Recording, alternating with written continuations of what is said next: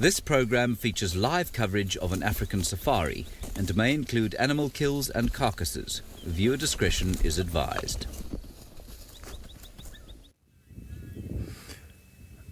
The clouds are now starting to come close to each other. I can see that it might be overcasting anytime soon here by the western side of the Kruger National Park at Juma Game Reserve.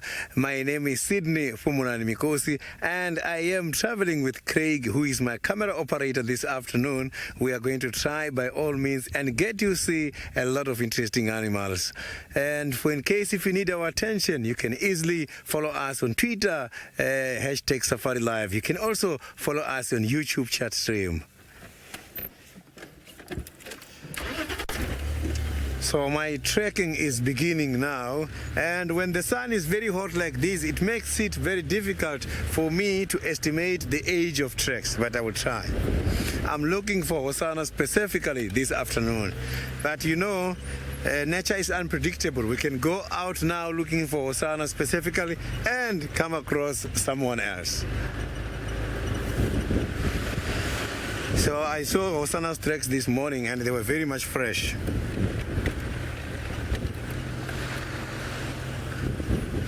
So anytime soon, Mara will be joining us.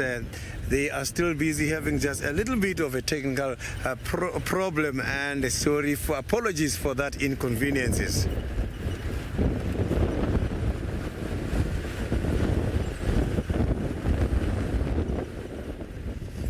So you can hear the wind is blowing too much by this direction where I'm heading to now, which is towards the treehouse dam. Treehouse dam is dry at the moment, but predators, they don't want to go away from it. They go and wait there still just to see if animals are gonna come and pass by. So animals, they've got quite a lot of trust on treehouse dam. Howard, we are hoping for the same thing. We are hoping for the rain to come at any time here by the western side of the Greater Kruger. I've just seen some tracks here. I just want to be sure what animal was here, and also to check, maybe to try and check the size. Yeah, I can see that there is a leopard here. These tracks, they don't look old. I can see here, these tracks looks very, very, very fresh, and he went somewhere deep in here. So at least now I have got a clue. I just want to try and see if maybe we can see it from the camera. I can see it here. I'm gonna get off now and show you, and I'm happy because tracks I'm seeing are on top of the vehicle tracks for this morning. So the possibilities of finding a leopard, they are very much high. Look at that. So you can see he was going that way. This is the track. So this track looks very, very much fresh. So you will see that if I disturb this track, what is going to happen? You can see that the amount of wind blowing is not yet blown this track, which means this track is fresh. Now I just blown some air on it, but look at what is happening. God disappeared. So it means chances for us to see a leopard in the area are very high. Although sightings is not guaranteed because these animals can hide, but I will try my best and see if we can find him. Right there where I pointed out the tracks is the area where this leopard went into the bushes. So I'm just going to go down a tree house them and see if we cannot find anything there. Then I'm gonna search in this gully. We might be lucky here. It means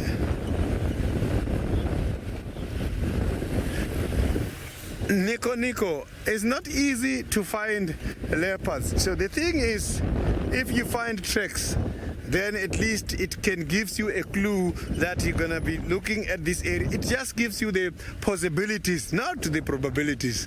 So, but when we are driving around in the afternoon, it's not only one vehicle, so other people can also check the other different areas. So leopards are not that very easy to find, but if you have seen it in the morning, it's when they are easy to find in the afternoon. But if we didn't see it in the morning, then it becomes difficult. So this area is the area where I'm gonna go in and check.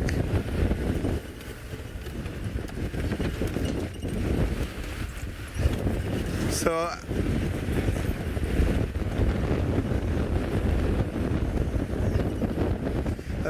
pretty, the paw print can tell you if it's a young leopard or the old leopard. The size of the track will tell you. Mostly the young leopard tracks are very small, and the old leopard, the tracks are very broad. Male and female tracks also don't look the same. Female tracks are much thinner, and the male leopards are much broader. So this is the area I saw the tracks coming in. And there is even another road by the other side. If I don't find anything by this little gully, it means I'm going to have to proceed and check if this leopard didn't cross to that side. But I can promise you the chances of us seeing this leopard, they are very much high, because the sun is very much strong. When the sun is strong like this, it does ground the activities of these big cats. So they don't really like it walking by the sun.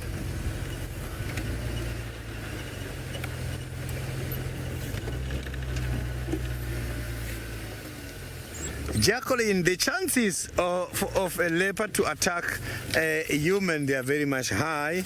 But here in Juma, the leopards, they are still behaving their natural life. Their behavior is not modified at all.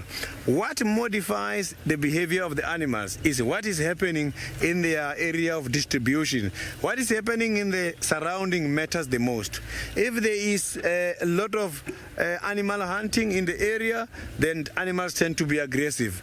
Also, if there's too much translocation and game capturing, it modifies the animals as well. So here, we don't have such problems. Animals are still having the natural human fear. So this is the area the tracks I saw came in. There's a little gully again there. I just have to check here very, very careful.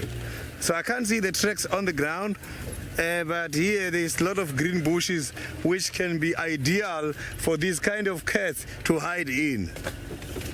So the squirrels are not making any noise, and they are my good friends. The squirrels is the one who normally gives me the updates.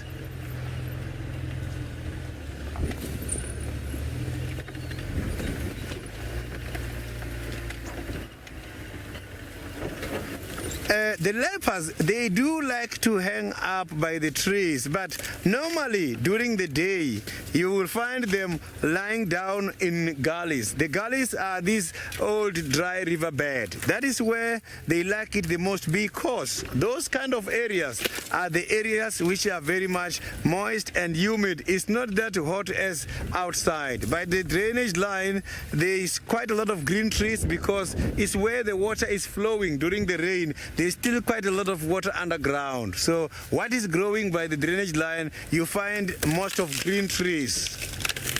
So by the trees, yes, they do go up. Mostly when they've got a kill, that is where they hang up. Sometimes when a tree is too green and they need some shade up there, they can go up and use their spot to blend with the leaves in order to avoid detection as well. So this leopard came here.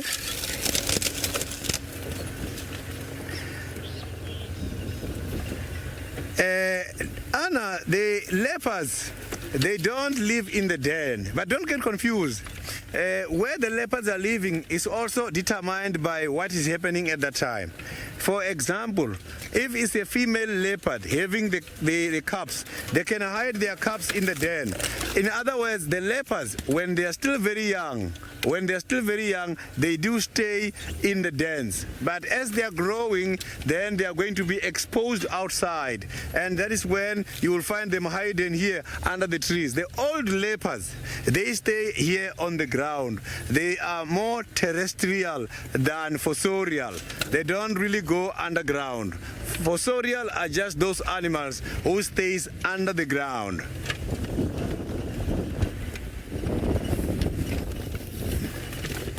So here I've checked and I didn't see anything, but it does not mean the leopard is not here. I might hear birds or any other animals giving alarm calls in the very same area I have checked. This ideal spot helps these cats in order to hide.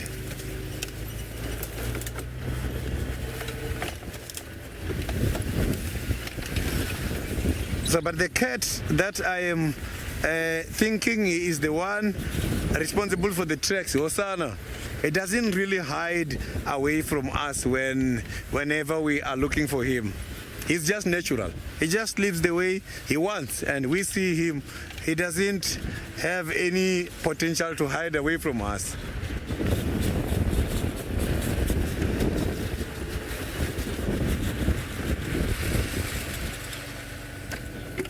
Sebastian, that is quite a lovely question. The leopards are not identical.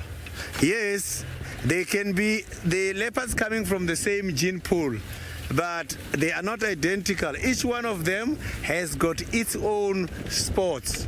So it's like our fingerprints. Our fingerprints, they are not the same, but they look more or less the same. So leopards too is like that.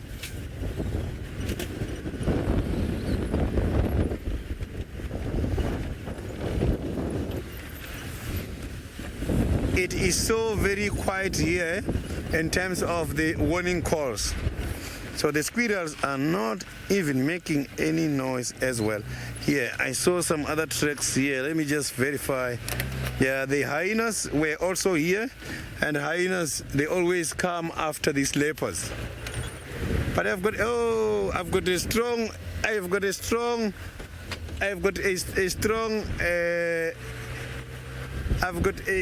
strong belief that we're gonna find this animal here in this area.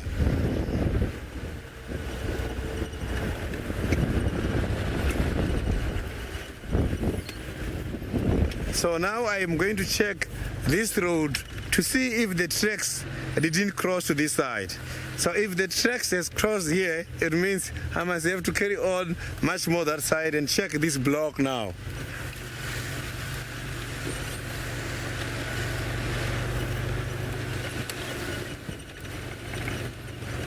No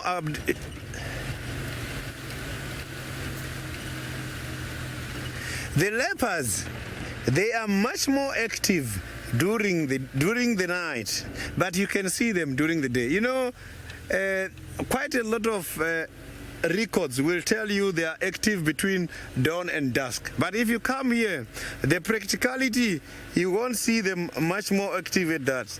Leopards are just opportunistic, and when they are sleeping now, if anything comes here, he's not going to leave it. He will wake up and want to catch it. So the leopards, they can be active during the day. The weather condition also influence their movements. When it's overcast, they can walk around during the daytime.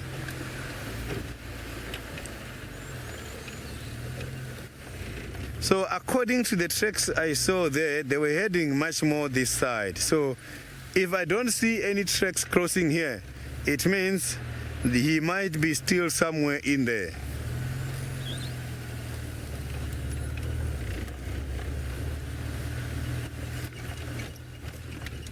Yeah, I am not seeing any tracks here, so it means I must check this little gully from up here.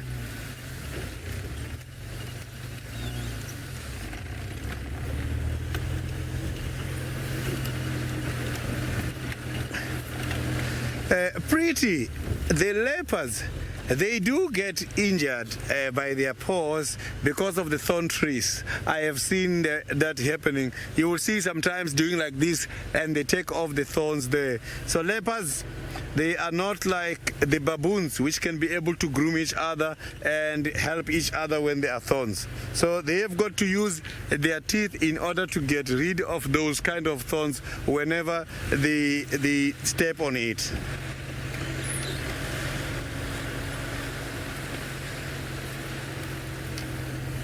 Oh, I got the tracks here. Let me just check if the tracks are out going that side. I think I saw the tracks somewhere here. There's some tracks there. But the tracks I'm seeing now, these ones, they look old. They are not as fresh as the track I saw earlier. So let me just drive around here on this road and see. So the trek I saw now, I'm not convinced. So I'm still sure that this leopard is stuck behind us.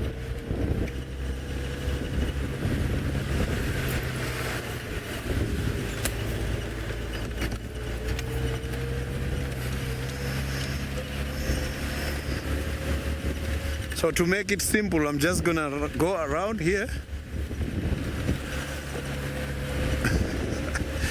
Thank you very, very much to all the viewers who are wishing me all the best on this leopard search.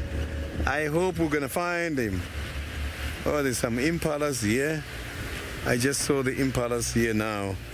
So, and these impalas are heading much more towards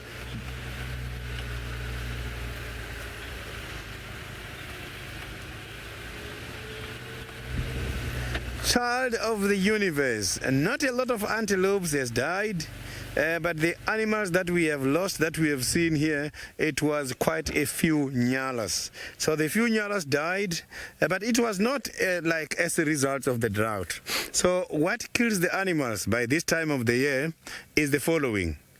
By the end of the dry season, or some other people, they call it a drought season.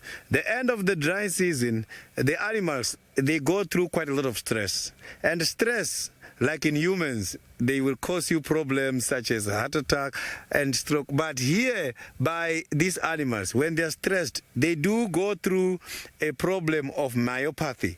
Myopathy is kind of a disease which affects their muscles.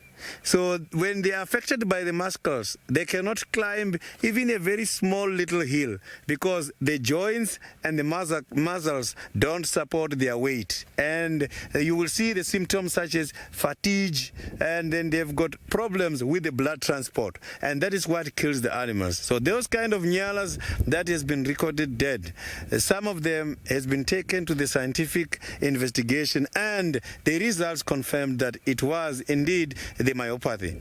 That is why there is this what is called a captured myopathy. A captured myopathy is also a stress which is caused by us human when interfering with the animals during the game capturing. When we are capturing and translocating animals, these kind of sicknesses which affect the muscles, they do affect animals, and animals, they die. Another thing which causes the mortality of animals by the end of the dry season is the nutrition which is by the trees, which is low and failing to support the body of the animal to be strong enough in order to fight cold, in order to fight heat, and in order to fight against the animal's chemical reaction in the form of tannin, which is a poison animals use, a chemical animals use, trees to use to regulate browsing activities. So their bodies by this time of the year, because of the dry season, are not strong enough in order to fight against simple problems.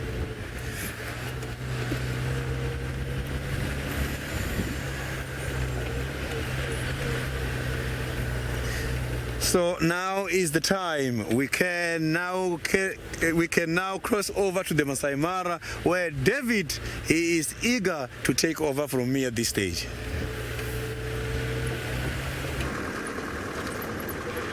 A very good afternoon, everybody, and welcome to our drive from the Mara Triangle in Kenya.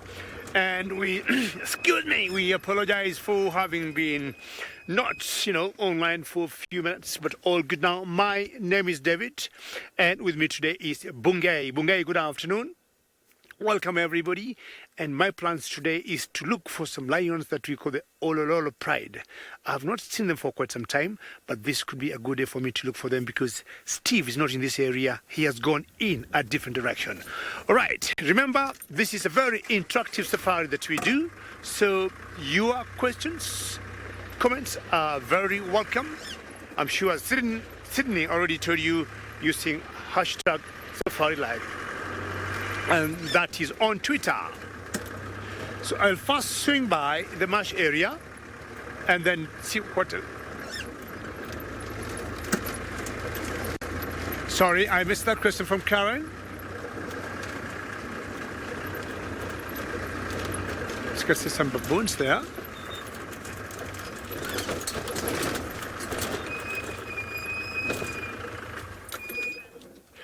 Oh, Karan, sorry, I missed your question, and you're asking, is this Africa? If that's your question, yes, the Mara Triangle Game Reserve is in a country called Kenya, and Kenya is in East Africa, and East Africa is in Africa. That's a good question. And Karan, the first thing I'm going to show you today will be some baboons. And this type of baboons, we call them the olive baboons. And baboons, just like primates, just like us, are omnivores, and they would eat both green and carnivores. Green, I'm talking about like there, they could be picking seeds, they could be picking any roots, they could also be picking any insect that they find on the way as they walk. One unique thing about the baboons, they go in groups. That one has a baby bungay. Very good job, bungay. See, carrying a small little baby on the back. So it could be anything they are picking, and as I say, they are omnivores. It could be insect like locusts, grasshoppers, any beetles they get on the way, worms. But here, I would guess or think they are picking more of grass seeds than anything else. We got another type of baboon in Kenya that's called the yellow baboon, but that's more of low elevation and drier areas.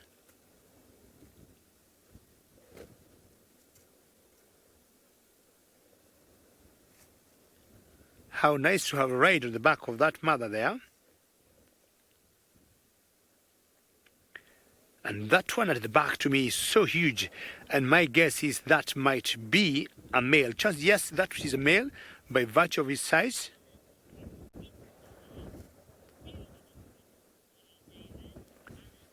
Alan, happy to hear your name again, and you're asking whether I speak Swahili, and I'll tell you what. In Kenya, or rather in East Africa, the national language of the three countries of East Africa, Kenya, Uganda, and Tanzania, is Swahili. So my national language is Swahili, and I don't know how much Swahili you know, Alan. I'll give you one word for today, and when I say hello to you, next time I am going to say Jambo, Jambo. So Jambo is hello in Swahili, which is my national language. I can as well say Jambo to the baboons there, and they move in big groups that we call a troop. So you can easily say a troop of baboons, or if you want, you can also say a congress of baboons.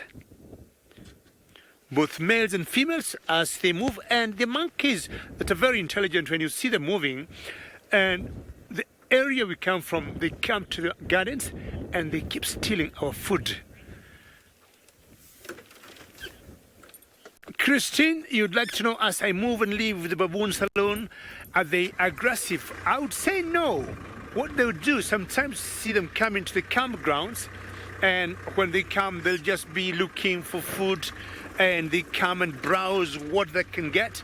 But sometimes when we get people being a bit careless and not disposing, some waste nicely, like potato peels or fruit peel, you'll see them going through the garbage and trying to turn over the garbage basket and getting some food. But in general, they are not aggressive to people.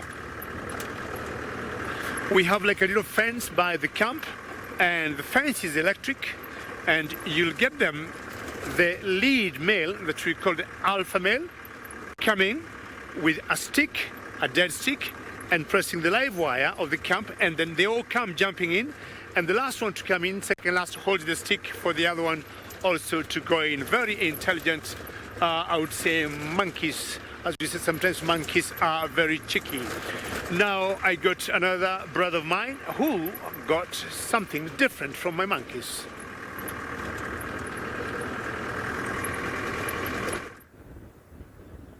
Well, look at what we found. Good afternoon, everybody. We have found a beautiful male giraffe pouncing through the open plains of the Mara Triangle. You can tell by the grass at its feet it is extremely windy. Good afternoon. My name is Steve. I'm joined on camera by Big James, and we are out in the Mara Triangle, and it is windy and blustery, and there's a good chance there's going to be animals or carnivores in that, for that matter, moving about. So we've decided to come in towards the escarpment road, and we're going to hug this all the way down and see who we come across along the way. But back over to this beautiful black and white ostrich, a male ostrich indeed. Don't see any ladies anywhere nearby. We rarely see them down in Juma, but they are quite a common occurrence up here in the Mara, primarily due to the habitat being nice and open. Ostriches do fall prey to large predators such as lion, cheetah and leopard, so they need to be able to see where they're going and what is approaching them. Very nice meat ostrich.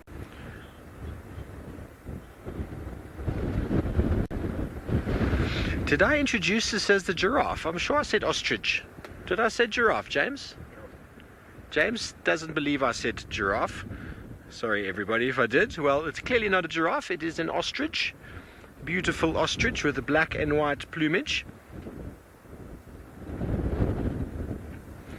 So essentially the reason why males are black and females are sort of rufously brown, dusty colored, due to the fact that the males will essentially incubate the eggs at night time, being more camouflaged at night with the blackness, and the females by day. And they take turns incubating their eggs, which one egg is equivalent to about 22 or 24 chicken eggs, so an enormous amount of protein, and they are very, very well sought after by many an animal out on the open plains. One ostrich egg would see an animal doing very, very well.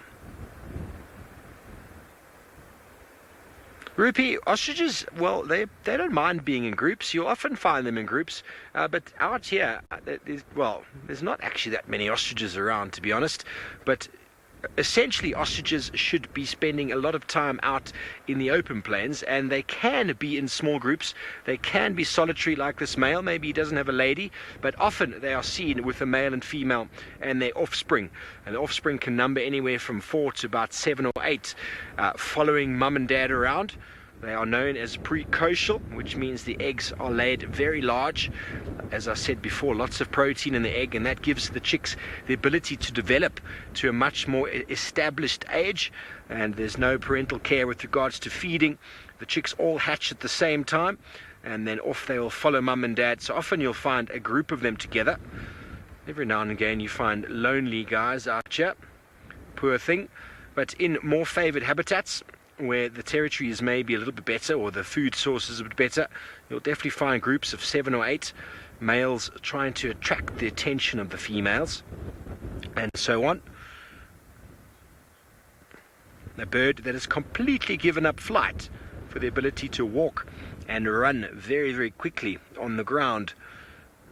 The feathers and wings only being used for insulation, the wings for display and dancing, and also as an intimidation. When they run to chase a predator away, they lift their eggs out. Ben, you want to know how often they lay eggs? Well, that's a great question. I would assume they would do it once a year, but I could be wrong. Being a large bird, they don't really have the time to incubate more than 2 clutches a year, but maybe in really good seasons they might be able to lay more than 1 set. I'll have a quick little look. So essentially they can lay throughout the year. Can get a total of 17 eggs in one nest, which is an incredible amount, but generally averaging 8 to 14. 2 to 3 are laid per day, and what happens is they'll lay the eggs and move away. Lay the eggs and move away, and only incubating once all the eggs are laid, and through that period basically all of the eggs will then hatch at the same time, called synchronistic hatching, so that you get all the babies coming out at the same time, so that the attention with one chick hatching doesn't attract the attention of predators to eggs that haven't yet hatched. Aiden, they could not fly, regardless of their weight. They've outdone it now. They don't have any barbs on their feathers. So essentially, I do apologize for the wind, essentially their feathers are loose. If you've ever had an ostrich feather, they're very, very useful for feather dusters. They don't have barbs. The barbs are essentially zips on the feathers which attach them together almost like a zip would on a bag, except all of the feathers on normal birds zip together, and the ostriches have no barbs at all. So when they flap their wings, there's absolutely no downward pressure given. It's just like flapping a loose cloth in the wind. There's no attachment, there's no physical boundary or barrier pushing down, which is essential for birds to be able to fly. The barbs in the wings, it's why birds will preen regularly, cleaning their feathers and also re-zipping any feathers that have come unzipped, so as to provide maximum thrust for when they fly around. So ostriches have given it up altogether, and the feathers, as I say, are mainly there for insulation, and the male and female for mate recognition. Oh yes, Annihilator. The males do a very intricate dance of waving their wings around in circles and lowering their shoulders and really showing off to the ladies how it's done. And well, she's quite picky, and if the dance isn't done to her specifications, she will probably move on and pick a male who's got some more dance moves or some better dance moves, or maybe has harnessed the ability to dance even better than maybe a younger male who really doesn't have the rhythm. You know, not everybody's got the right rhythm, and well, ostriches, when they see a man, they want him to have the proper rhythm. It's all about technique. And this poor guy, well, he's all on his own. I'm scanning in the distance, seeing if there maybe is a female nearby, but there's not. And you can tell that being on his own is quite risky, because he got to lower his head very low to the ground to feed, and each time he does that, he's at risk of being snuck up upon. So hence the fact that he's constantly raising his head in alert awareness, very jumpy in the wind. Anything could be trying to sneak up next to him as we speak. Wouldn't that be interesting to watch? A cheetah coming out of nowhere, pulling down this male. Because a leopard would really love to take down an ostrich. I'd love to see what Tingana would do to him. But talking about leopards, Sydney is on the search of the little chief. I wonder how he's getting along.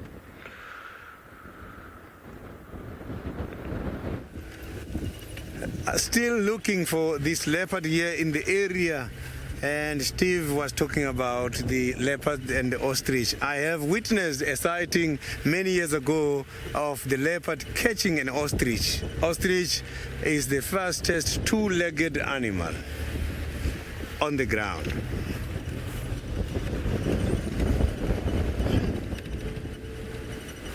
So I can see the squirrel on the ground.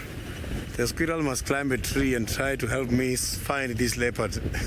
When they're on the ground, they cannot see the leopard I'm looking for.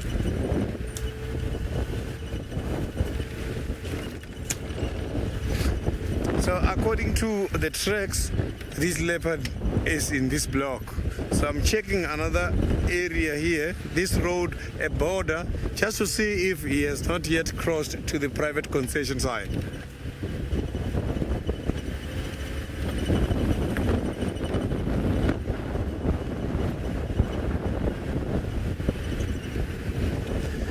The leopards and the domestic cats, they are all cats. And the cats, they've got more or less same kind of behavior. So the leopards, they sleep more. Because the leopards, they eat quite a lot, more than the domestic cats. And eating too much needs to be given a lot of time. You here have got a beautiful kudu. This is a beautiful kudu. Look at that. He's just here. What a magnificent kudu. This is a gorgeous kudu indeed, and he's not even worried about us here. You can see all he's doing is eating. He's just getting the fresh leaves coming from the tree. His body conditioning, you can see that he was getting thin, but now it's time for him to regain again and look much better. Those horns are so big. Look at that. He completed the first second. You can see that is 1, 2, 3, a 3 twist.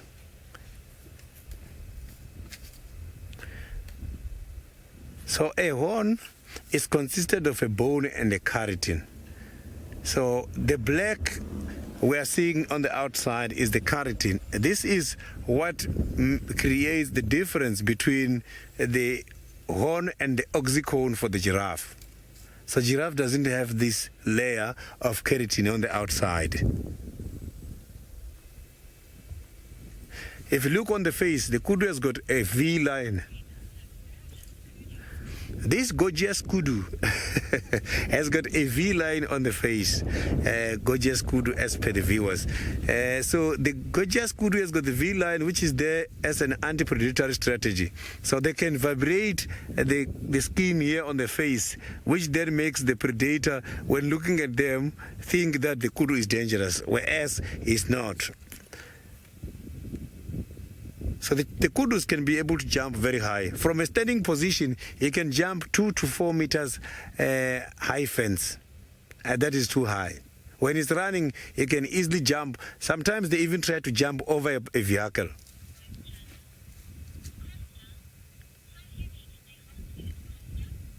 A costa, the horns, I'm not too sure about the weight of these horns, but they cannot that be very heavy. I have handled them before. It's not a very heavy horn. So these kudu horns are some of those. They are some of those. Those are some of those instruments people were using in order to create music during the olden days. So now let's cross over back to Steve in the Maasai Mara.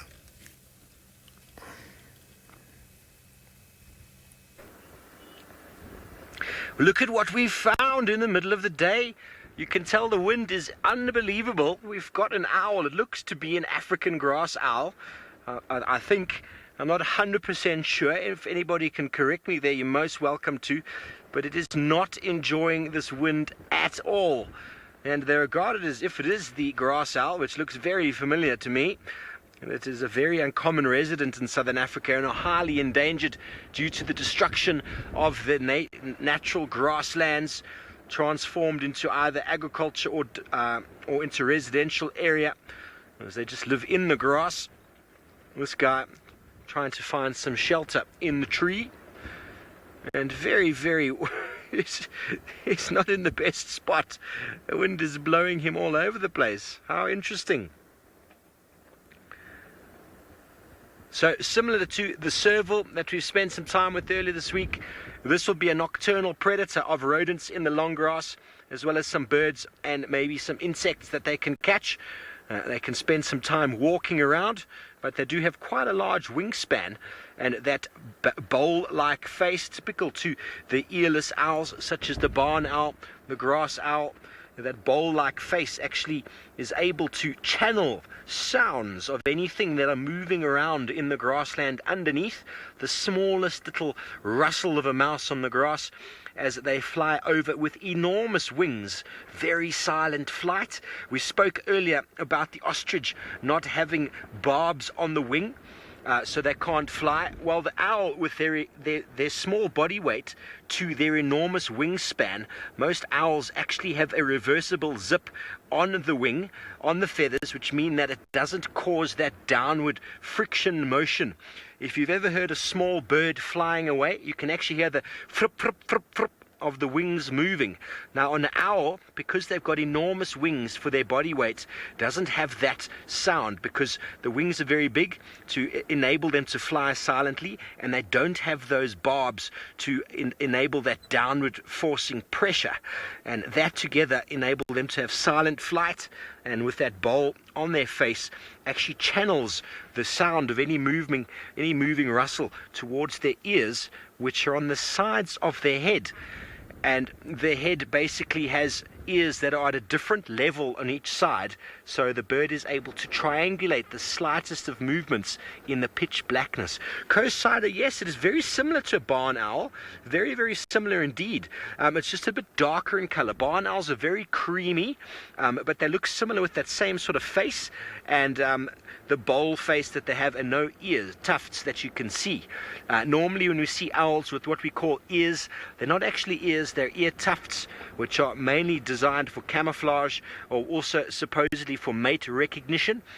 But the grass owl doesn't really need camouflage because it nests in the ground or on the grass, whereas a barn owl also nests in sort of a cavity.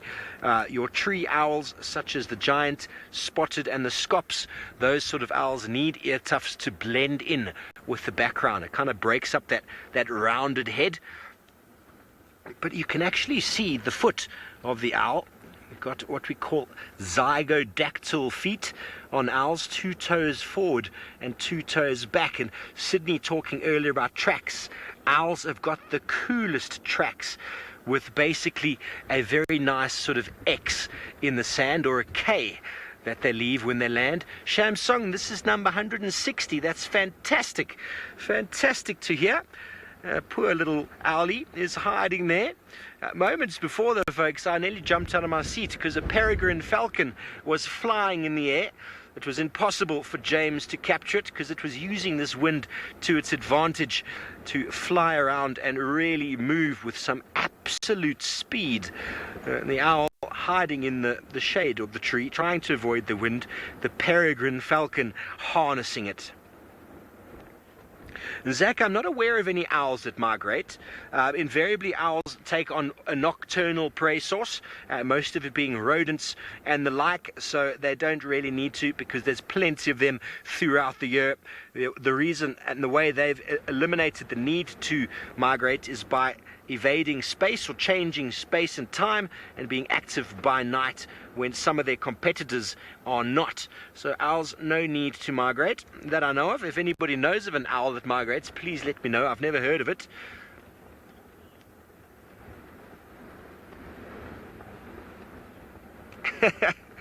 Liam, 12 years old, I have no idea why he's not moving. Maybe he thinks he's in the best spot, or maybe he's having a proper sleep. They are normally sleeping in the daytime, but you can see the wind is really pushing him around, her around. It's not the most comfortable of positions, is it? Well, that's fantastic. Just spotted it as we came around the tree there. Okay, well, it sounds like the rhinos are really being out and about the last couple of days, and David seems to have found one for himself this afternoon.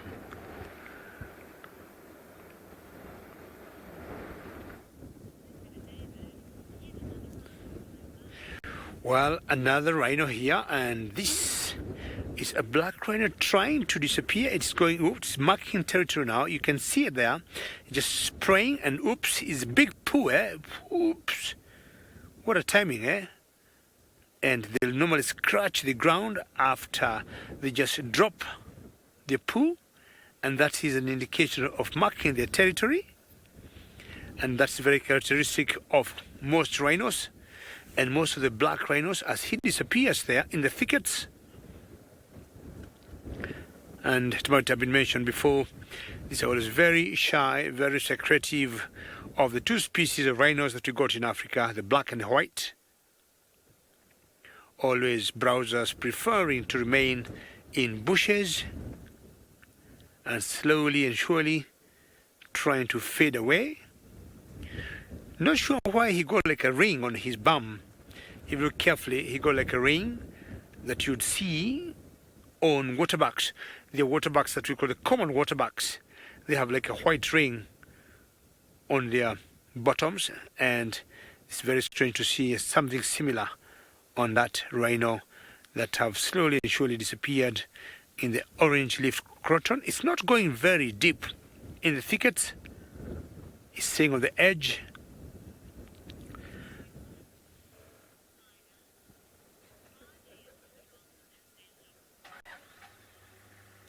Consider you're asking, are they strong? I would say rhinos are very strong, and out here in the bush, the 2 animals you'll always try to avoid, either rhinos and buffaloes, because they don't have a very good vision, but they smell very well. Rather, they hear very well, so you don't want to take a chance with rhino. In my village, because we used to have them not very far from where I grew, we were being told by our parents, if you see a rhino coming on your way, just stand near a tree or just next or beside a tree and it's going to charge you full speed. And as soon as it gets close to the tree or where you are, just move like 2 meters away, and it will just come and bash itself on that tree, and that will hurt it so much. And by the time it's recovering, you'll have taken off. Very good. Let's see how well we're going to do with the Big Five today, because Sydney in South Africa has found one of the Big Five. I managed to find Hosana here after such a very long trekking. Hosana is here and he seems to be doing some hunting at the moment. I can see that he's looking at something. So I am going to keep following so that you can have a better sighting. He has been walking deep in the thick bushes, so we had to trek and try by all means and search everywhere until we got lucky to meet him.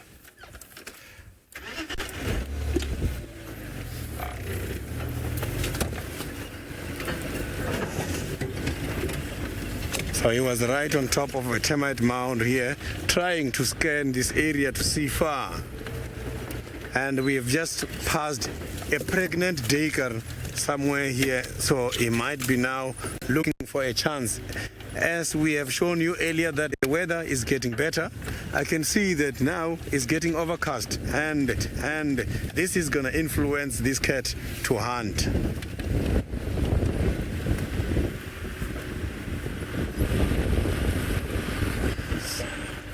So I can see that he is looking at something here now.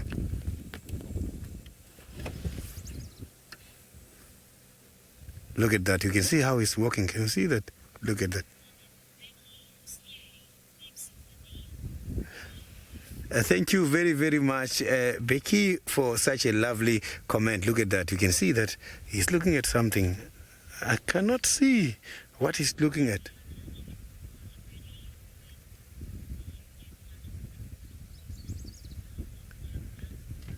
So I am trying to check here what he's up to, but I am not seeing anything.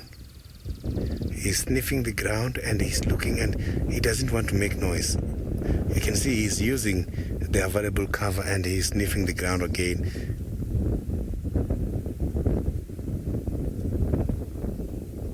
He's checking something here from the ground.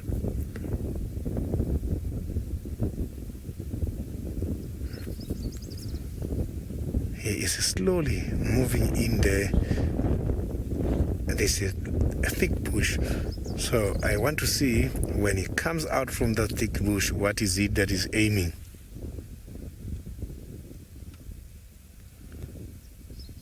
He came out of that thick bush.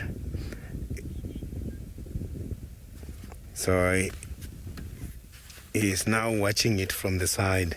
What I'm going to do is that I'm going to try and pull further a little bit so that we can see what he is aiming. I'm just gonna drive a little bit and free wheel. Maybe we might be able to see what he is looking at.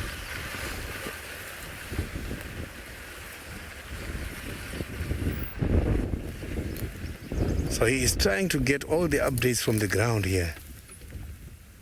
And he is looking everywhere. So the animals can be able to sniff and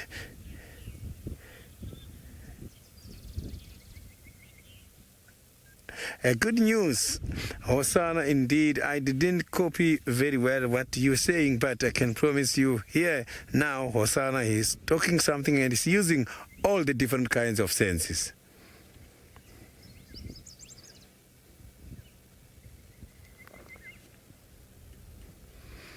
His stomach looks very hungry.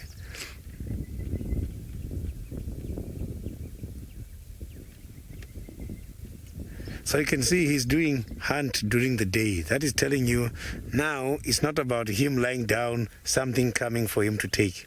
He is now out looking for something to eat.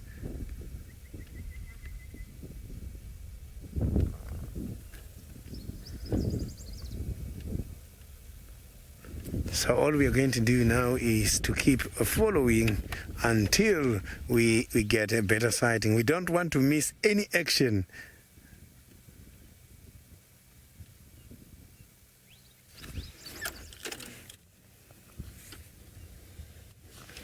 So now we are going to move again and see if we can find him nicely. Now let's cross over to the Maasai Mara, where Steve is having the striped animal. Well, welcome back. We are with some plains zebra out in the open plains. The light is just gorgeous on this at the moment. They're a little bit edgy, just like that ostrich, except at least they've got some friends. When it's windy like this, it's really a tough time for most animals. Wind is pumping. It's very hard to, well, it eliminates their sense of hearing straight away. They can't hear the approach of anything. And they know there's lots and lots out on these. Ooh, there's a little bit of animosity there. Oopsie. What's going on? Settle down. Joy, you would like to have seen some zebra? Well, here we go. We've managed to find you a nice little herd. There's probably at least 2 sort of breeding herds here by the number. It's quite a large herd if it was just one stallion. But what does happen from time to time, due to the fact that male zebra will defend their consorts against the male lion or against lions, quite often they'll actually turn against the lion and end up getting killed themselves. And what happens is that they then leave their entire herd or harem of females alone. And what happens from time to time is that a male with a group of ladies himself will just acquire them, sort of take them in under his wing and look after them as he would some of his own. Okay, well, let's quickly go back down to the little chief who's on the move.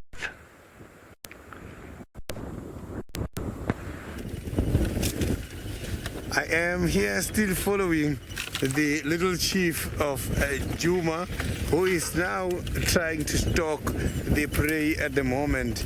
But now I still can't see what he's aiming. It has been a long distance. He is keep following and I can't see what exactly he is following. So what I'm doing here is just to keep guided by his interest and the ears and the concentration. Oh, sorry.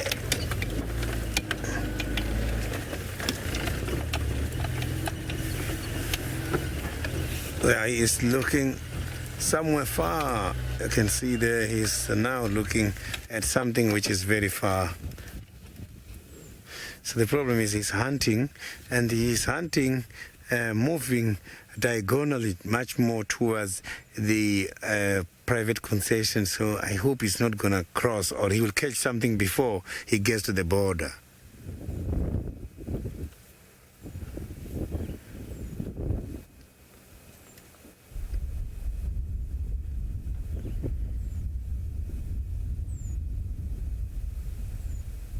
So he's still going further there.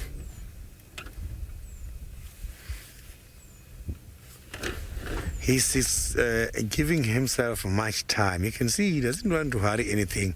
He's so very much patient.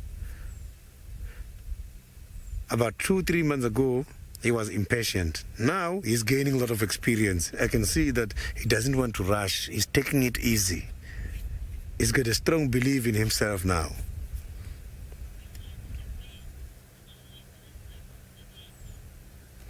So, Event, I didn't copy your question nicely.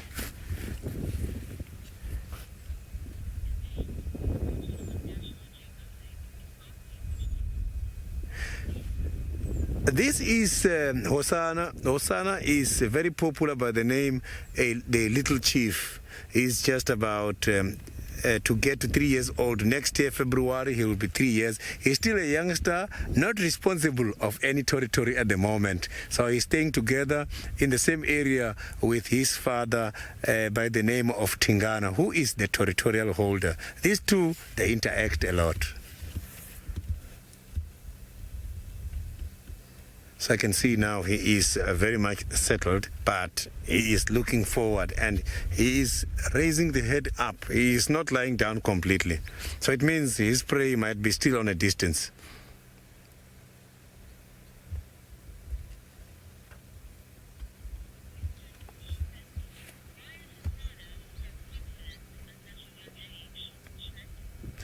Smith, Hosana is one of those leopards who lost their mothers while they were still very young. And this cat, I can promise you, might have experienced quite a lot of difficulties. That is why he is so skillful while he's still very young. So if they lose their mothers while they're still young, leopards, they can be very much solitary, and they've got to do everything just by themselves.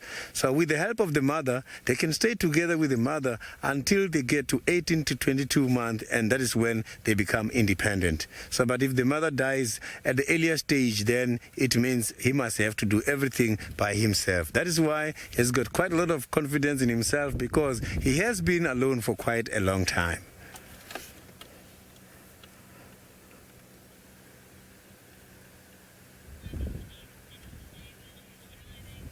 So now I'm going to throw you back to the Maasai Mara. In few seconds, you will be in Maasai Mara. Tuze suara hapa.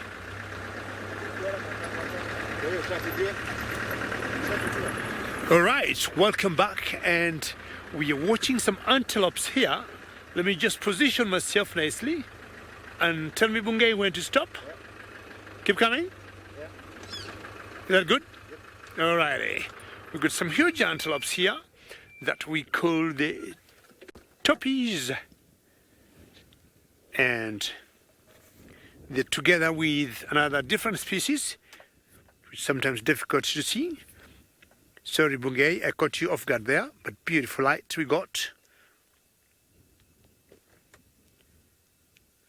And this reminds me of the sesebes that you see in South Africa. I would guess they're cousins. And to me, the sesame is a little darker than the Topis here. The one beautiful thing about the Topis, if you happen to see closely inside the ears are so beautiful. They're lined up. It looks like a leaf, the inner part of the ear. And you see the gray on the legs, which makes them look very unique, unlike all the other antelopes. The sesebes have more uniformity on the colors, like the Topis, because you can see the dark brown, the light brown, and the other bigger brown, main brown on the part of the body. And also, just like the wildebeest, they'll be going for short grass. Now, let's go to the ground gazelle.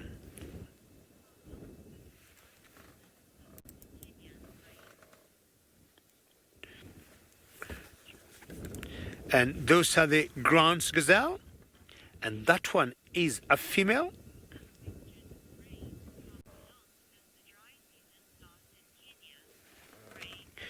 Rain, very good question. How long does the dry season last in Kenya? Let me say we got 2 seasons of rainfall here in Kenya. We got the long rains and the short rains. Now, rain, what we're expecting to get now, are the short rains, which haven't come through as yet. And in the meantime, let's first take you across to Sydney, because Sydney got something that could be going for a hunt. Hosana at this stage is just keep stalking and moving a little bit further and focus. After some time, he's doing the same thing and focus. But still, I can't see what he's seeing. And none of the animals have spotted him so far. But he's going to be disappointed by the wind. The wind is now blowing too much, changing all direction. Look at that. Look at that. You can see that there's something here that he's seeing, and he really doesn't want to get spotted. You can see how he's stalking and how he's going close to the ground.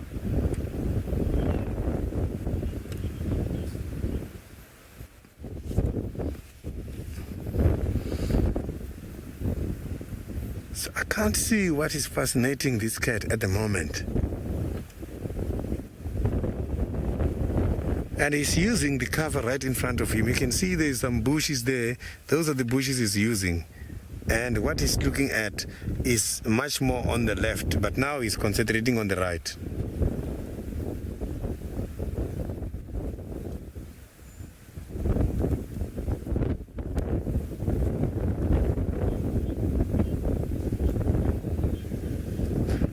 NW. Indeed, Hosana is so handsome. Look at that. Look at the colors there at the back going up. The roses, rosette. It looks like too many flowers, rose flowers. You see, he's again going further, but I cannot see where his target is. At this stage, I'm not going to move at all because I can see the opening in front, that if there is anything, we'll be able to enjoy the sighting from here.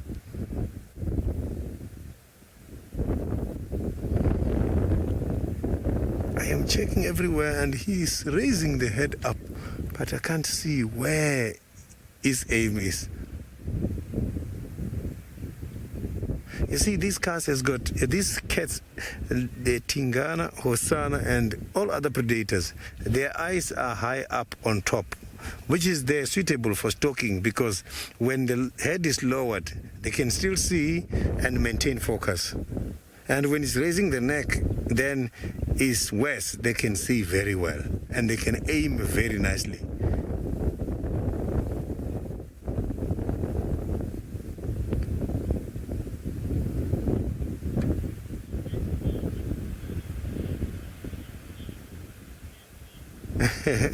Nancy, the tail is not as long as it is. The tail is just about 94 to 100 centimeters. So it's not that very long. So that tail you are talking about is the tail which will tell you a lot about the internal mood of an animal, and is there for the non-verbal communication. Look at that. You can see that he is not walking as usual. Now, that is a hunting move. Maybe he's aiming at something small like a scrubber. I can't see what he's aiming at. But now you can see it's coming behind the bush again. But still, focus is much more towards the eastern side. So the focus is on the left. It might take time until we see what he is aiming at. He might win this hunt or not. Predators, they are gifted with the predatory strategies, and the prey animals, those who get caught, they are also equipped with a good sense of smell and hearing. So it's not like when the predator is hunting, it means he's going to win. So you can see now he's coming in between the trees.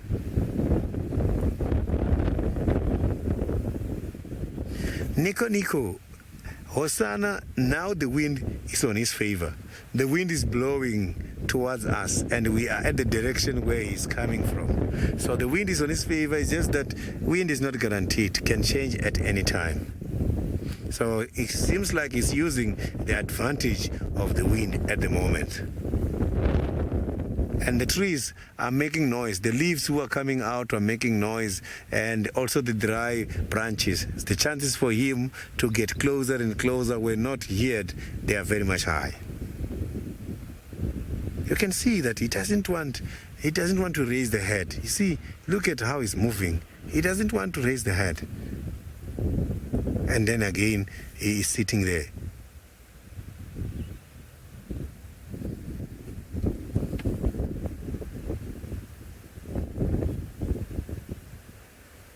I am trying by all means, but I can't see. I was going to show you what he is aiming at, but now I can't, because I cannot even see what he is aiming at.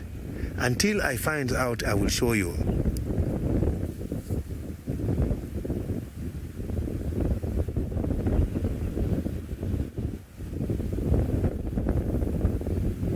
So all we've got to do now is to enjoy his strategies.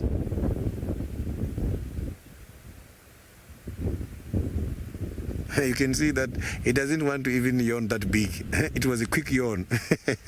So now he's up to something. He doesn't want to yawn.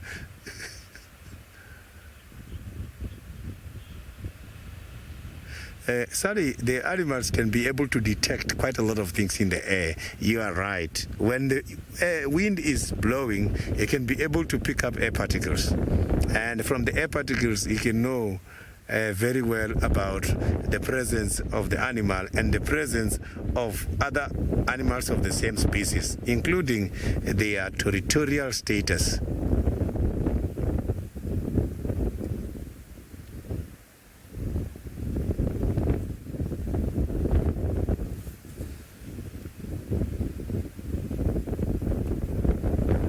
So he came through the bushes, now he's by the open space, still concentrating.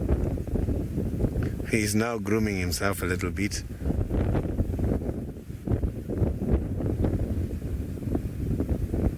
So he's also checking everywhere. So now it looks like he's looking for something and he's listening.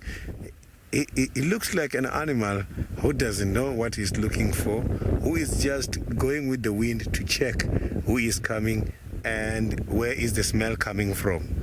When he started his hunt, it was convincing that he's got a target right somewhere in front.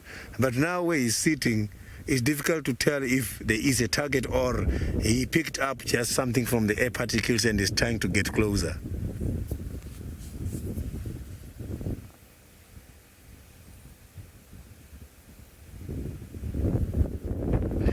Romario, the leopards can go up to approximately 60 to 94 kilometers per hour, and that is too fast. But the thing is, you will never see Hosana chasing an animal for quite a long distance. When the cats such as leopard, Hosana, when they're hunting, they use a strategy which is called a sit and wait strategy. It's a sit and wait predator. Some other people, they refer it as an ambush predator. He will go and get closer until he gets to 5 meters. Less than 10 meters to 5 meters is when he's going to launch a surprise attack and attack something. These ones, they use energy to drag something up into a tree, and they use energy to kill because everything is happening just by himself. Nobody's there to assist him. If he doesn't conserve energy, hyenas will come and he will lose the kill. He must be able to drag something heavy up into a tree.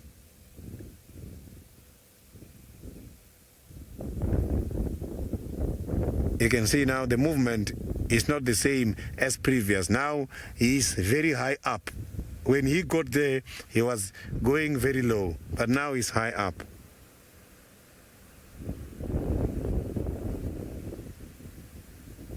Yeah, now he's just walking normally, so it means maybe something happened to his target. Maybe the target moved to the wrong direction and now he's deciding to just keep going forward.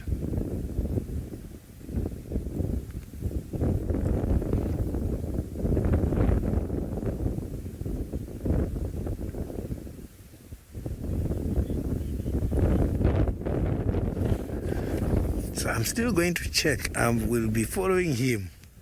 I want to see if there will be any kill this afternoon. I want to witness that.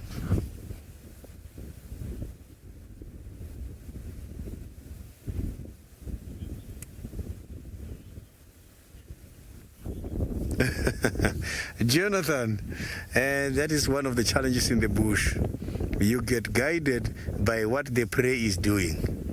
So you don't decide when the prey is feeding going this way, you have to change direction. When the prey is going that way, you must change direction. When the prey is trying to check if something is coming, you must have to go down and hide.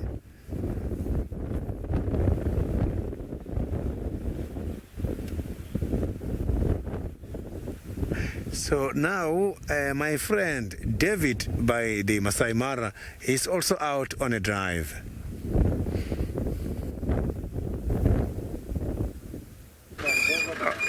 Boss.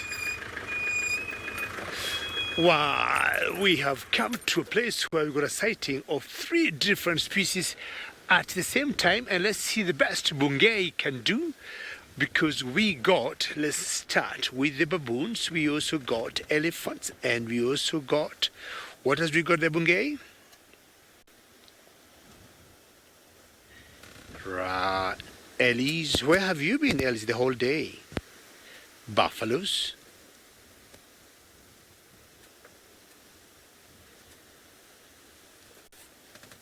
Excellent. So we got two of the big five here. Sorry, there's a car behind there, and they're also enjoying this sighting just like us.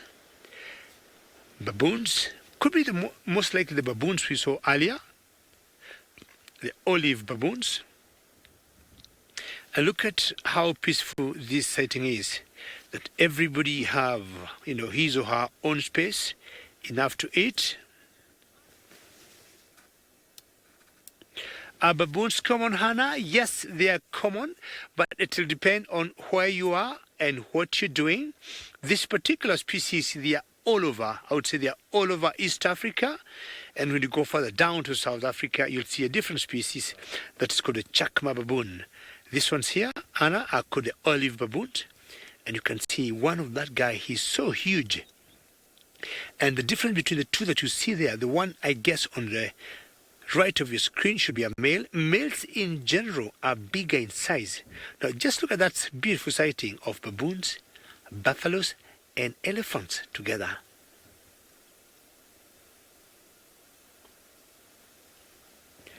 This gives me lots of joy in my work, that I could just come and sit and watch these different species here without interfering with each other, and the final controller says this is pretty awesome. And this makes Africa a very special destination for people to visit. And remember, this is a very interactive safari we are doing. Should you have any questions or comments, please send them through #SafariLive on Twitter. This guy's gonna clear the way, sorry about that, and then we shall own these elephants and baboons and the buffaloes. So that buffalo there I think is a boy, and by coincidence the male or the baboon there also I think is a boy. Are you going to try to put, no. See, the buffalo is full of mud, and there is a heron following the buffalo. This is very exciting. That could be the black-headed heron. And what she would be doing as the buffalo walks, he disturbs some grass, and the heron will be jumping at those invertebrates, be they, some types of insect, either locusts or grasshoppers. Is a behavior also done by some birds we call the egrets. She decided just to keep going and just chance on maybe there would be busy buffalo that's moving around in the grass. Huge male elephant in the background there. Nice, nice. Now we got rhinos, we got buffaloes, we got Hosana, elephants for the big five. Let's find out what's remaining, and let's go back across to Sydney. I have got an interesting animal at the moment, and this animal, if you look at him now, he is right aiming at something. Look at that, look at that. He's going down, he's not chasing, he's just going down, and he's moving that fast, and he was looking at something much more that side. So I can see that he's going much more towards the western side.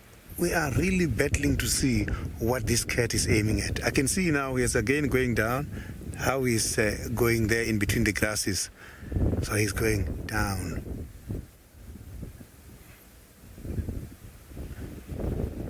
On a very slow pace, and you can see him bending the front legs, and how he is going down, that he is up to something. So it's just a continuation of what he was looking for. He's keep getting closer. Maybe now is when we will be able to see what is it giving him this kind of an interest.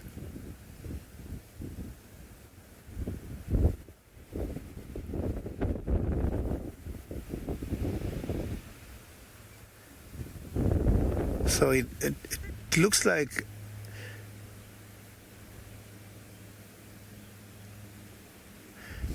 Nico, the movement of the leopard tails, they have got quite a lot of interpretation. Let me tell you something interesting which happened while I was following Tandy about a month ago. Tandy came across the two scrub hares. on different areas. The first scrub hare was behind the bushes, and Tandy wanted to get the scrub hare off the bushes, and she aimed the scrub hare. She stripped the floor with the tail to make noise for the scrub hare to pick it up and run, so that the scrub hare can run to the open space for Tandy to catch. It's just that she was not lucky to catch that scrub hare. So that tail, it can be used for a lot of things. So I don't think we've got a visual anymore. So what I'm going to do now is I'm going to slowly approach and see what he's up to.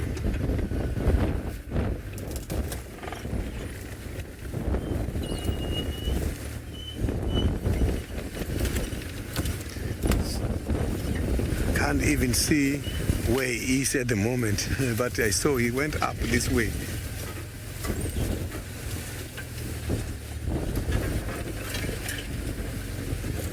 So he just disappeared somewhere here. Oh, he's right on top of the termite mound. I can see now he's right there on top of the termite mound.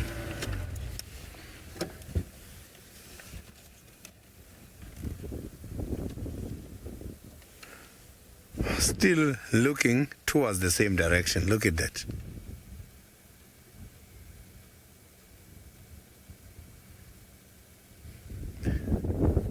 You can see that this animal is not close.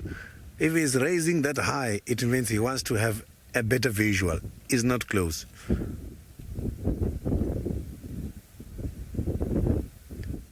To avoid detection, he lowers the head down. When that animal is doing something, he lowers the head down. So even if I don't see the animal, I can see that the animal has got a chance to spot him. That's why he's going down all the time.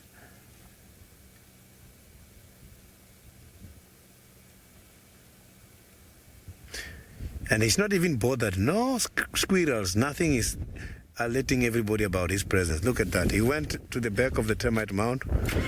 And now I'm left with no option but to keep following so that we can see what's happening behind the termite mound. He's still moving forward. He's not running.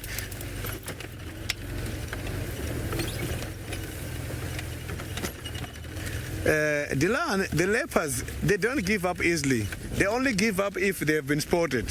So this hunt, it can take very long. If the animal in front is going slowly and is not even picking up his presence behind, he's going to keep following until he get a chance. But if the animal spots him, he's going to give up immediately.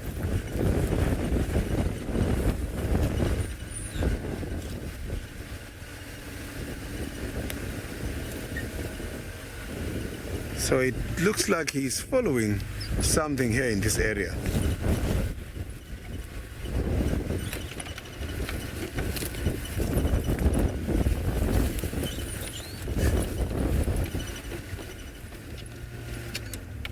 But you can see now that he's still moving forward, and with the head up, you can see it's going down, it's going up, it's going down.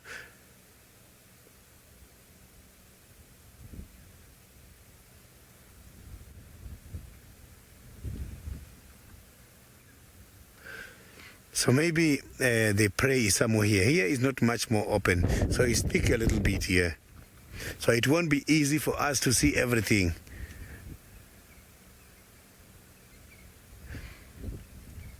So I'm just going to pull forward again and see if we can have a good sighting.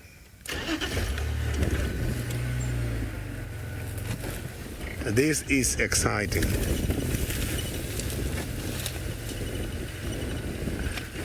So this is lovely. I'm really enjoying having him doing this too. He's using the termite mound as a cover, and he's using the termite mound as an observation post during this hunt. You can see that available cover is needed. For hunting, you need available cover. I think there's quite a lot of prey animals where he is. Lorena, indeed, it is interesting seeing that there are no alarm calls here. Maybe it's because animals are not yet aware of his presence. He's taking his time. Maybe that is why. He's not rushing, but it looks like there's other animals here who are also catching his attention, because he's not only focusing ahead, he's also checking much more to the right. There must be other prey as well in the area.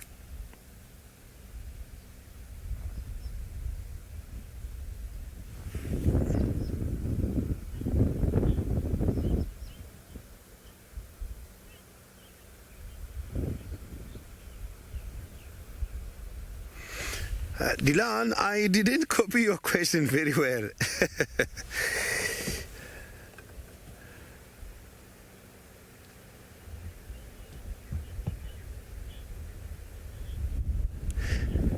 Dylan, the possibilities of Hosana to pick up the scent of another leopard, they are more than 100%.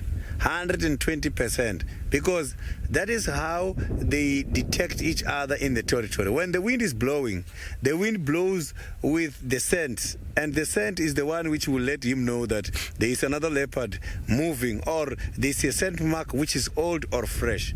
The scent mark can last for about approximately 3 months. The fresh scent marks, they know, they can tell that this has been done recently, and this animal is about 2.5 years old, and this animal is aggressive. This animal has got good gene for reproduction. From just sensing the smell, they know that the animal coming is violent or not.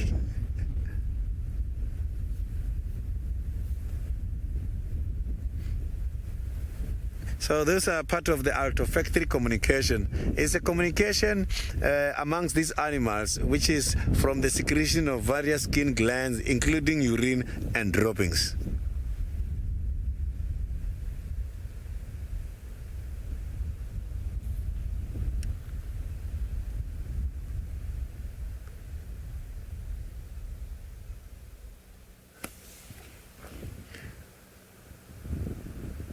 So you can see that now he is settled. He is taking his time. He is not, and now again he's going low. So now we are going to quickly cross over to David, but if there is any developments here, we will come back soon.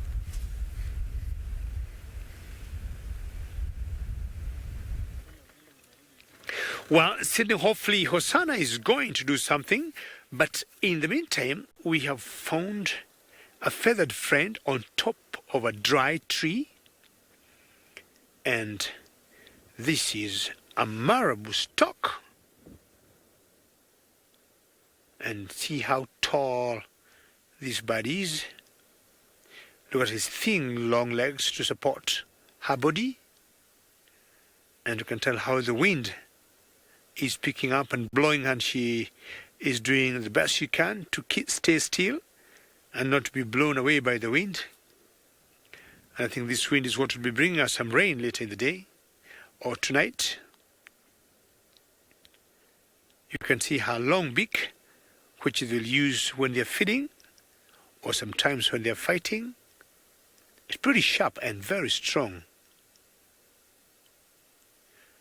You may not be seeing very well, but if you look carefully, the legs look white, and apparently they're not white in color. It's because when they drop the poo, it's always like, lowering over their legs, and the whiteness there keeps them cool. Preening herself. Not far from where she is, there's an area that has a well, because they either scavenge or you'll get them in water areas where they'll be looking for something to feed. Trying to balance by lifting one leg up. Good job. We have always talked of the big five, and sometimes we have also talked of the ugly five, and Marabou is one of them. Zach, yes, and I agree with you. That's pretty beautiful. And Zach, if you look carefully, he got a little sack right below the neck. And when they're in what we call breeding plumage, Zach, that sack swells and is bright, bright red. And it is used always to excite or the females, or for them to look very colorful. And the males will be able, to choose, or the girls or the females will get the males to mate with. Some of the tallest storks that I know, another similar one would be the sandal-billed stork, but the Marabous are quite tall. How she became one of the ugly five, I do not know, because to me she doesn't look very ugly. She got also a bald head, like the vultures. You realize most of the vultures got bald heads because when they scavenge or when they eat anything left behind by the predators, they may not get as much blood on the feathers that would be on their heads, like eagles, which most likely would make them sick.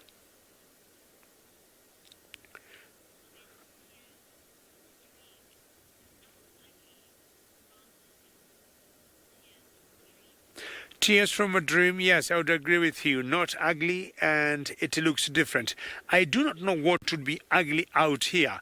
And I'm talking of the other four that people call the ugly five. You also got hyenas, the warthogs, the vultures, and the wildebeest. I would agree with you, Tears of Dream, that none of these animals is ugly, but they are all different. That's a good way to put it. I'll be telling all my friends and colleagues that we do not have anything that's the ugly five or, the beautiful five, but we can say all these animals are different in their own way. So we're going to be having this Marabou storks resting there, and we're going to move on and find out if we could be lucky to see some lions before it gets a bit dark.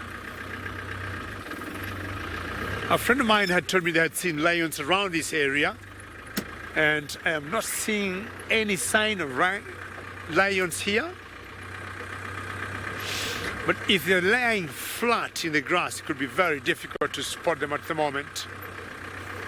Just chancing and crossing my fingers that I see one popping its head up because it has cooled off now.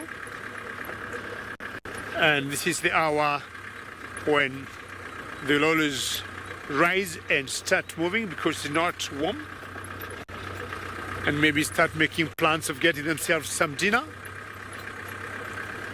With all the wildebeest gone now, they'd be looking for different prey or bigger prey. Let me just turn around, like either buffaloes like what we just saw a few minutes ago, or giraffes maybe, or elands.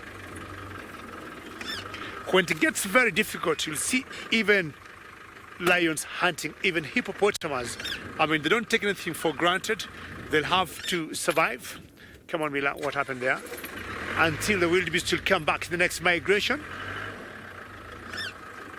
Steve had an ostrich earlier. They even go for ostriches. Okay.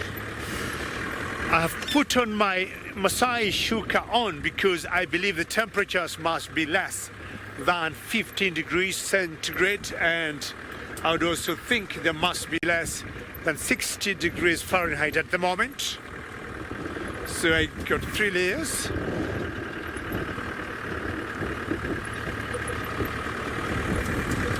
Paula and Anne, thank you very much. You love the green, and I think it's beautiful, and thank you for that great comment. And Paula, I might also show you something different. Apart from my green shuka, I also got some very nice boots. You see that? I'm not sure the green Maasai shuka matches with my zebra boots or not, but I thought you saw my shuka in the morning, and I just wanted to know, I got something else on my feet. I haven't seen any zebras today. I should get some zebras and compare my boots to the zebras and find out whether my zebra boots are males or females. Lions, where could you be hiding? We need to see you before it gets dark. And we shall be completing our list today of the big five, and you're going to make our Sunday. Thank you very much. You all love my boots. And any day that will end without me seeing the zebras, I'll feel a bit sad. And I still have a lot of time to search for the zebras. I also search for the lions. The last my friends saw the lions to this particular area here. But if it gets cold and they decide to tuck themselves like that because of the coldness, chances are I will miss them. But if it's not very cold for them because they got better fur and they rise up, we'll definitely see them. So cross fingers with me that we see some kitty cat in this area, because the grass is not very high. I have no reason to see them. Very good. Let's go cross fingers and let's go back to South Africa, to Sydney.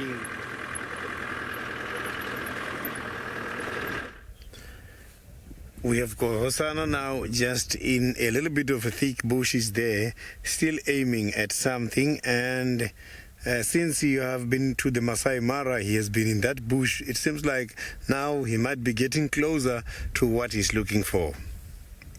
He is appearing for the first time out there since you have been by the Maasai Mara.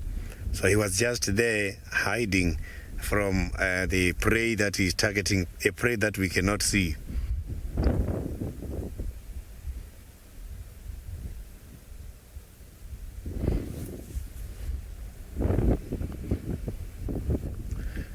So you can see that now again is going towards the next termite mound.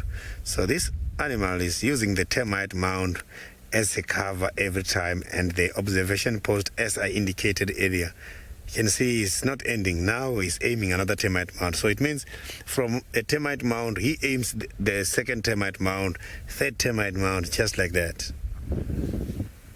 And please don't get surprised. There are some other vehicles coming to join me at the moment. Portia, the leopard's territory can be very big, but here we are talking about a territory which belongs to Tingana, which can be about 20 kilometers square. So the territory of leopard can go 20 kilometers square, more or less. Hosana is not yet a territorial holder. He is just within someone's territory.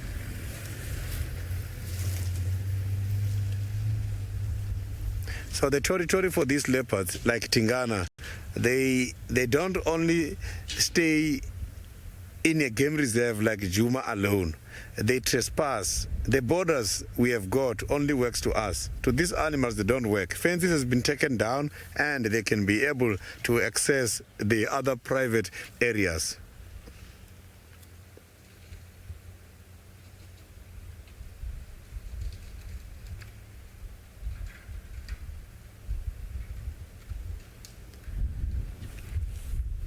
So,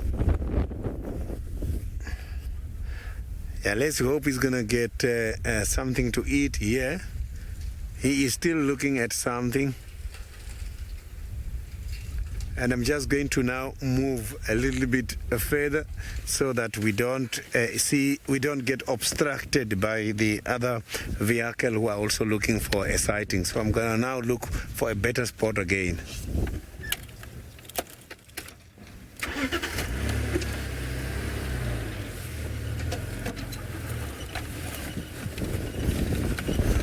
There's a lot of artifact holes here, so I don't want to get stuck again. These artifacts can dig very deep on the ground.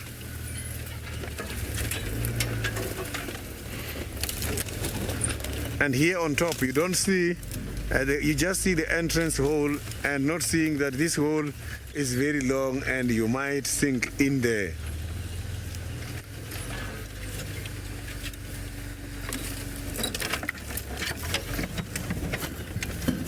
So he's just left with a couple of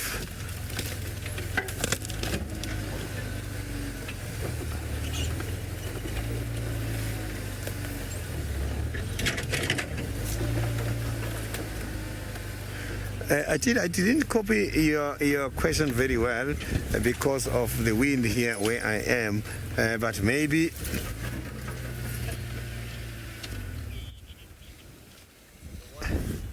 Haji, it is safe to be in an open vehicle.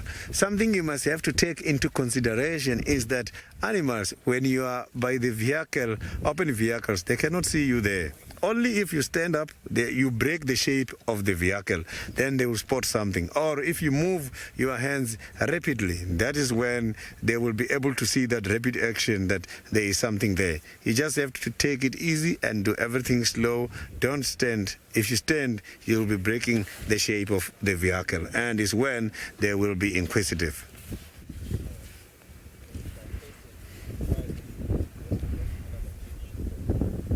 So you can see that on top of that termite mound, he looks so beautiful. He's such a beautiful cat. Look at the necklace.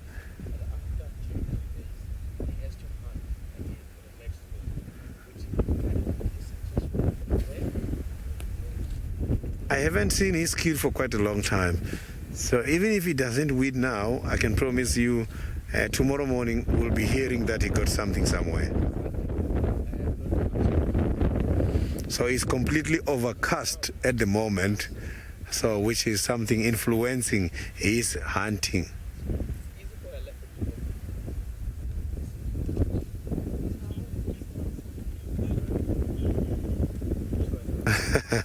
Colsex, if you look at that, this is quite, look at that.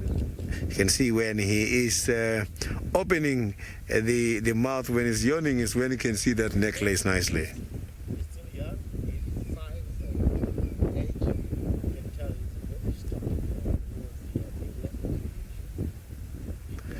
You can see that he's breathing so fast, as if he's a tired animal. Look at the pink nose. When he gets 8 years old, 9 years, that pink is gonna disappear and it's just going to remain black there.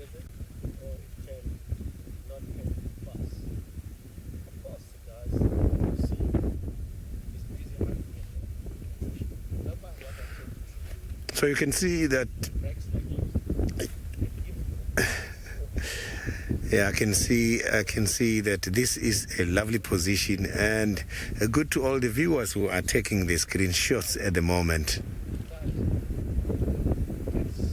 So you can see that the leopard, when he's hunting, if by any chance he gets spotted, he gives up.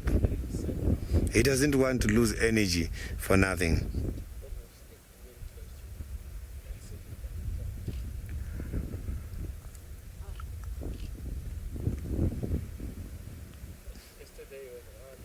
So you can see he's yawning all the time. So yawning makes the animals, it makes these animals to improve the mental efficiency. So when he's yawning like this is when he's going to be very much alert.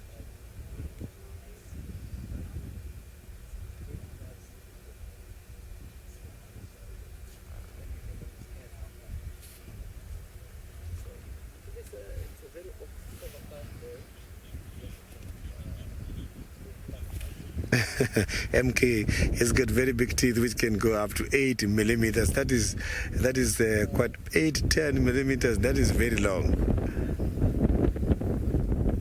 So those are the most important tool for this animal to kill a prey. They've got to pin those very long teeth by the neck here and kill an animal sometimes. So now let's cross over to the Maasai Mara, where David is waiting to show you something.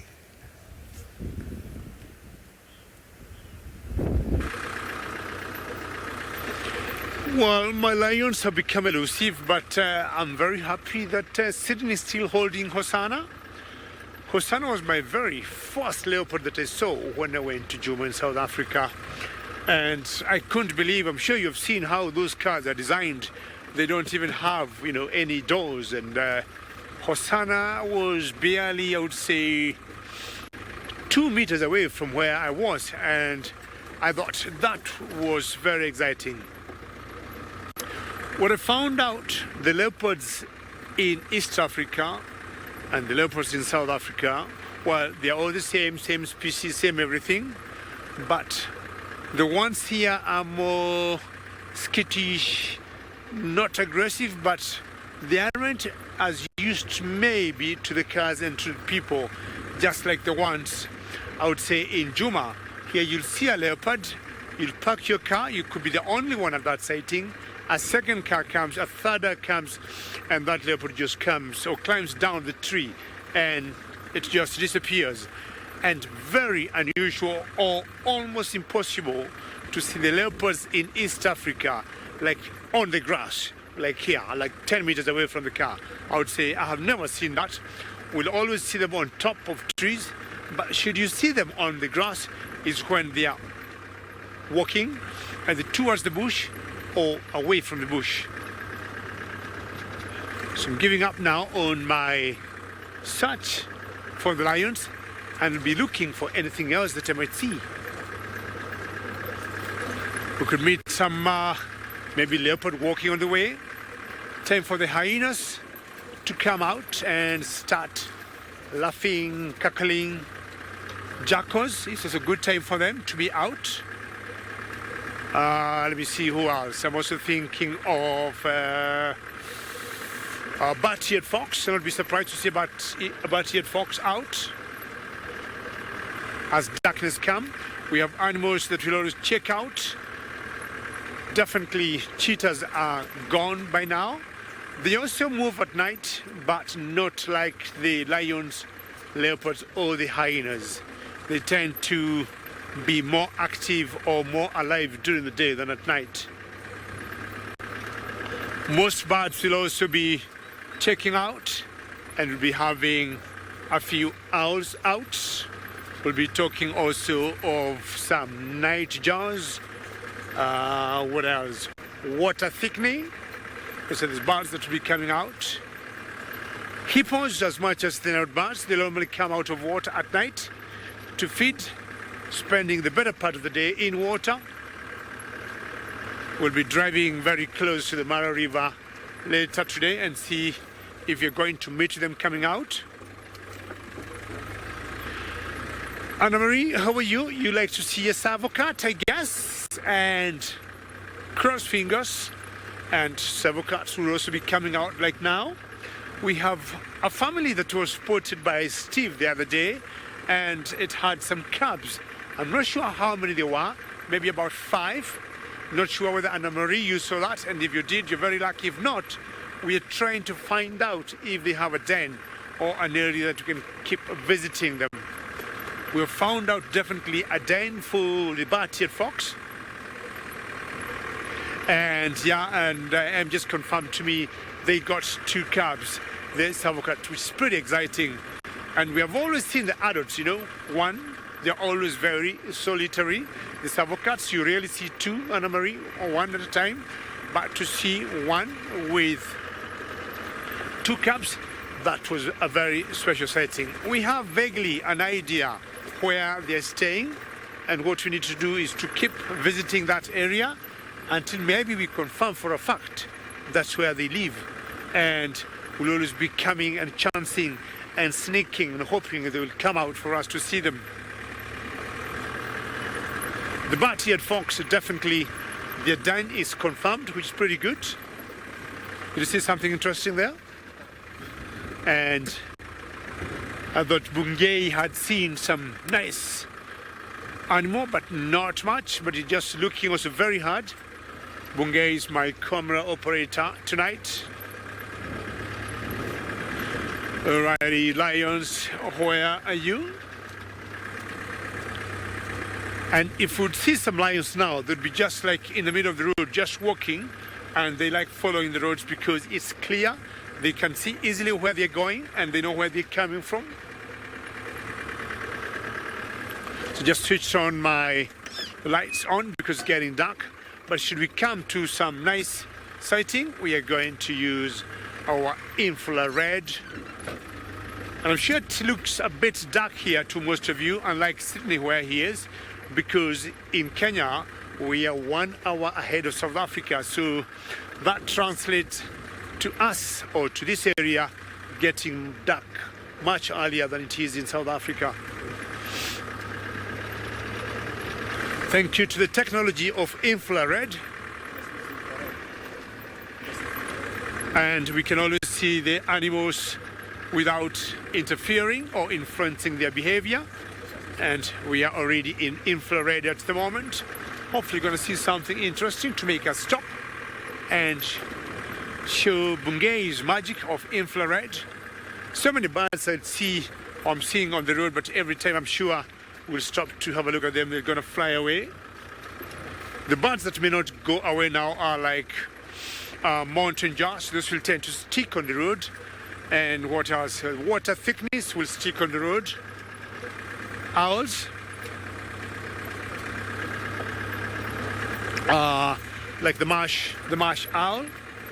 And in Final Control tells me also in South Africa it's getting dark. And Sydney also might be in infrared. I'm seeing some elephants coming up, maybe another 3 minutes, which will be something good to watch. Very graceful animals, so long as you do not surprise most of these animals, it's always safe to go as close as you can. You just keep your voices low, switch off your engine, don't have a lot of body movement, and we'll just watch them as they graze. A herd of elephants, I'm counting 1, 2, 3, 4, 5 and 6. Elephants feeding like the whole day. Marisa, how are you? Have I ever been in a stampede? I'm not sure what stampede you're talking about, Melissa, but I have been many times in a stampede of wildebeest, not elephants. You do not want, Melissa, to be in a stampede of elephants. It could be a bit dangerous. Now, let's look at these ellies here to the left, because we got 5 there. So a stampede, Melissa, of elephants I've seen many times. I mean, of wildebeest I've seen many times, but I've always come out safe. Do you want the one on the right there, Bungay? I think they're much closer. Okay, Melissa, hopefully we don't get a stampede here with these ellies. And as I said earlier, so long as you approach them quietly, and so long as they can see you, it's always fine. The challenge comes when you sneak on them or you surprise them, then things will always sometimes go wrong. But as it is now, they can see us. We made sure they saw us before we got here, and they have ideally welcomed us to their world of feeding. Now you notice we are in infrared. That's why the elephant might look black and white in a way. Great technology where we do not shine any artificial light to these graceful and big mammals. And again, remember, this is a very interactive safari. We get lots of joy when we get questions from you or comments, which you may send through using hashtag Safari Live. Bungay, do you want to move the elephants on the left? How close are they? Let's see how well you can do that. Very good. Because this one here, they got some calves with them. You can just hear them uprooting the grass from the ground. So it's one and the same herd, and herds of elephants would be anything from 2 to 100. Proud cat mama, a very big jumbo from the Mara Triangle in Kenya, and yes, beautiful ellies, and how graceful proud cat mama they are, just feeding there without being worried by our presence. Ellies are intelligent animals, and I'm sure proud cat mama and all the other viewers, you have heard me saying many times, they are my favorite animals because of their high level of intelligence. This big mama going there, you can see this huge female. Not sure she's big in size or she is pregnant. You can see her mammary glands as she walks. And they're the only big animals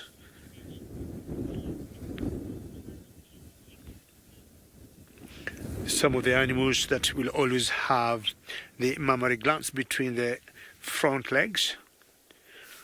And sorry, ladies and gentlemen, Steve is having an issue a little bit with his camera. You might not see him for the next few minutes as he is trying to work out and fix his technical problem with the camera. So it's just me and Sydney who will keep entertaining you and showing you this beautiful African wilderness. I want to just move a little bit forward and see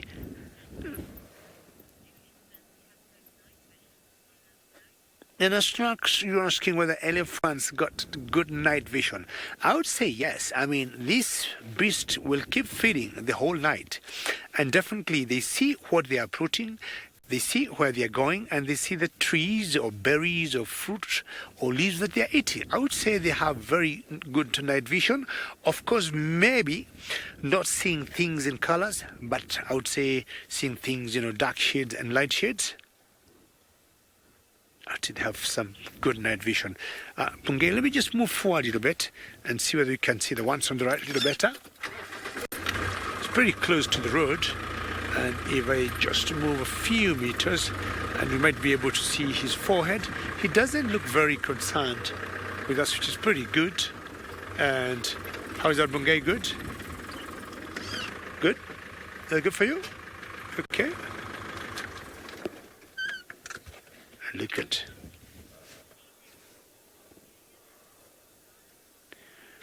And there they are, and you can see they look to be like two young bulls.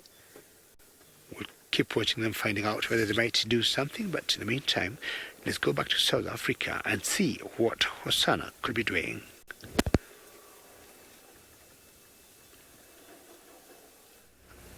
So Hosana is now somewhere in these thick bushes, and there were some warthogs going in there earlier on.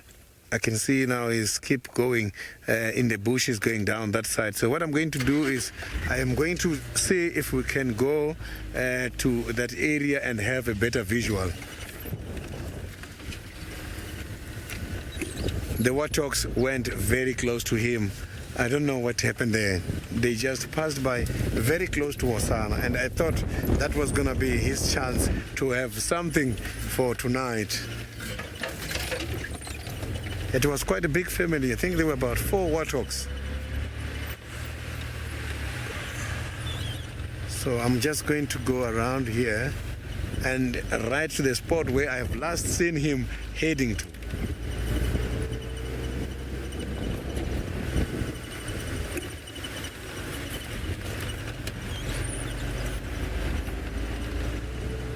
So he just got disappeared somewhere here. And both the Hosana and the warthogs, they got in here. Oh, the hyena is there as well. Now the hyena has arrived. The hyena can smell that something is going to happen here. I can see the hyena is now behind Hosana at the moment.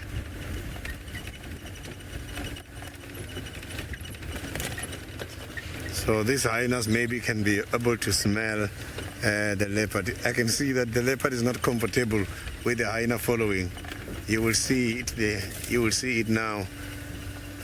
You will see that the leopard is here and the hyena is here. And this hyena is keep following the leopard. You can see the leopard on the other side on the right. So this leopard is hunting, and the hyena presented himself. Now, if the leopard catches, there will be a drama here.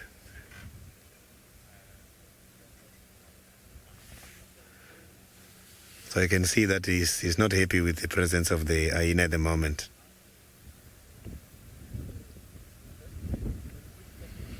So the hyena will also now spoil the chances of this cat to catch something. So the hyena is now moving away from Hosana at the moment. So Hosana is just now lying down there. Maybe this might be the end of him hunting, or he might still carry on hunting.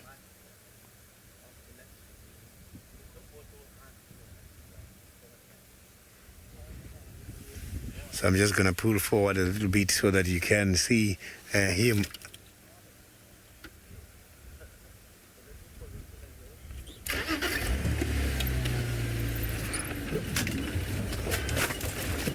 Oh.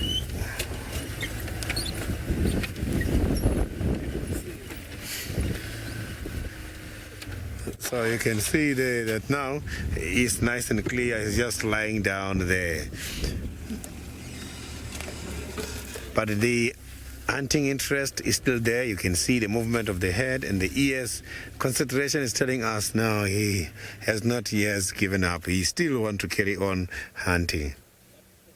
The weather is on his favor.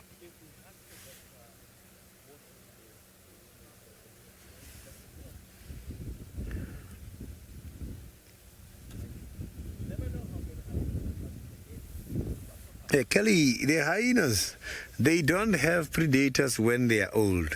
When they are still new after birth, they are also left hidden by the dens unattended, which is very much dangerous when it comes to the predators such as the wild dogs. Wild dogs, when they come to the den, they can eat.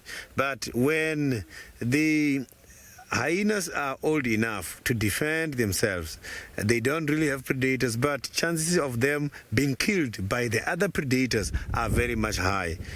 Not long time ago, we have seen a big fight between the matriarch Koki and one of the avoca males just by the Juma den.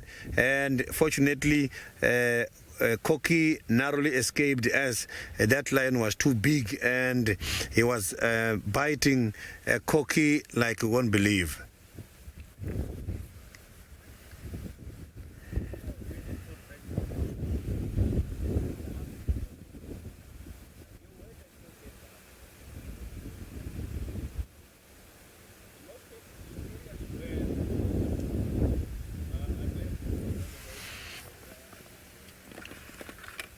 So if you look at Hosana at the moment, you can see that he's demoralized a little bit by the hyena which just came here earlier.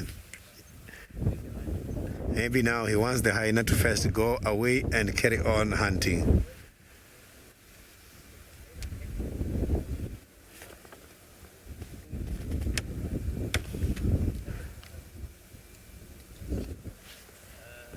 So I'm not very far away from the hyena den. So shortly I'm going to go and make a turn by the hyena den just to see what is happening there.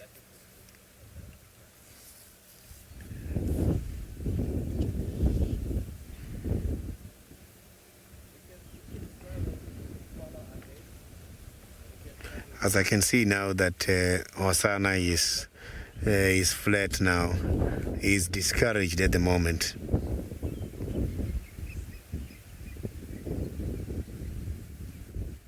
So while there's still another vehicle here with me, I'm going to quickly just go make a turn by the hyena den, come back and carry on with Hosana until we see what he is going to find. I just want to show you something different at the moment. So let's go and see what we can find by the hyena den.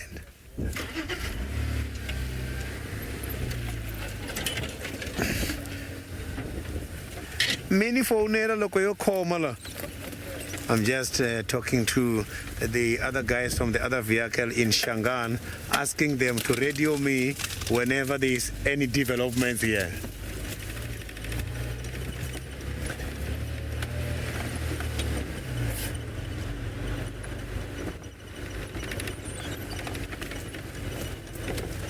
I didn't copy the question from MK well.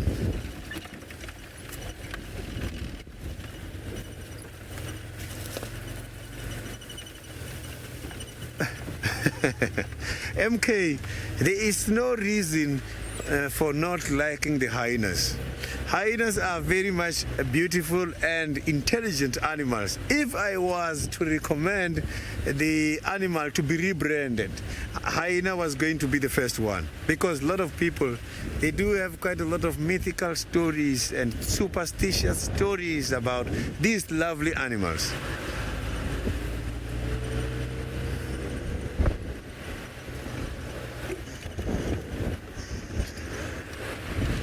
So that hyena might be going to the den, as we are not far.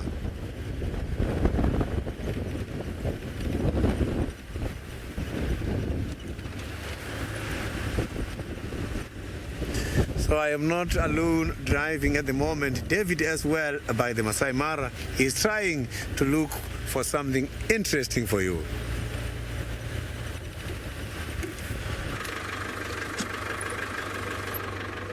Well, that's exactly what happens with most of the cats, and leopards are not exceptional. When they decide to go flat, that's it. Not much you can do. We've been following our elephants very slowly and quietly, and one has dragged behind when all the rest of the herd has moved on, and we want to find out whether there could be anything wrong with her or she is just a bit slow, because the rest moved in a particular direction, and I don't know how close this bungay will be for this particular alley here. Let me just see if we can get a better look for her. What about that? Is that too close or is it too far? Just see whether they can.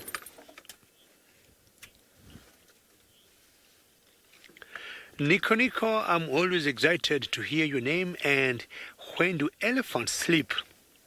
One, if this guy, okay, now he is moving with a bit of speed to catch up with the rest. If they eat, to me, like 18 hours in a day, Nico Nico, 18 hours in a day eating, all right, he has been able to join the rest of the herd. So they left about 6 hours in a 24 hours day, right? 6 hours they have to drink, they have to rest, and maybe they have to get a cat nap. Elephants, Nico Nico, in general sleep for a very short time, and they sleep standing. They could go when, in the middle of the heat of the day, look for one huge tree that has some very good shade, and they stay under that tree, and you'll notice them having some cat naps. Occasionally, you'll see the young ones laying down, but it's very funny how they lay down. They lay down with their bellies, not on their bellies per se, but on their side. And it's one of the most comfortable positions I have seen animals sleeping on. They look very uncomfortable when they lay down like that. That's the rest of the herd. Not very clear, but we may just have to move on and find out what could be ahead of us. So Nico Nico, elephants will not sleep. They'll just keep eating and moving. And for that reason,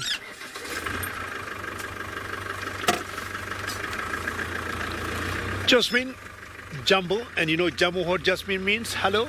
The Swahili word for elephant. Elephant have two. So let me see whether they're going to give you the easy one. It has two, so Jasmine, I want you to choose which one you want. One is Tembo, Tembo, and the other one is Ndovu, Ndovu.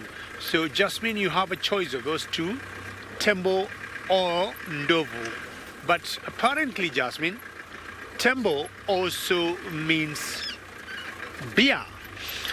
Swahili is a very rich, I would say, language, and Swahili is just like Spanish. Some Spanish words, you might get one word that might have two different meanings completely. So Tembo is the name for the elephant, but also Tembo in Swahili means beer. So you have a choice of Tembo or Ndovu, but just remember, if you decide or you choose Tembo, remember, Tembo also means beer. All right. Trying to see who else could be out at this time. I should be getting my little spotlight, because what we do, we might use a spotlight like this. All right. If you like both, you can keep both Tembo and Ndovu. That's pretty good. That's pretty good.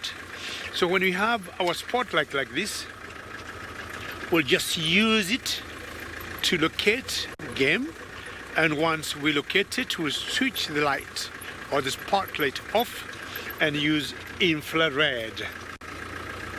I can just smell something would be happening anytime now, because here in the wilderness is always a very busy place. I would say it's always busy 24 hours. Yeah, those animals that will be out during the day, and once they're off from the stage, we have the rest that come in.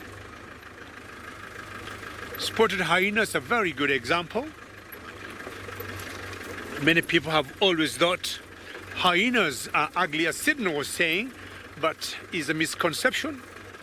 Hyenas, to me, do a very good job. They take care of our environment, but also apart from, scavenging, hyenas also get their own food. They're very good hunters, and if asked, I would say hyenas are more successful than lions and leopards and cheetahs in terms of getting their own food. So this particular area we are in, we have a clan of hyenas that we call the North Clan. And should we see any one or two of them at the moment, that would be definitely be coming from that clan of the North Clan.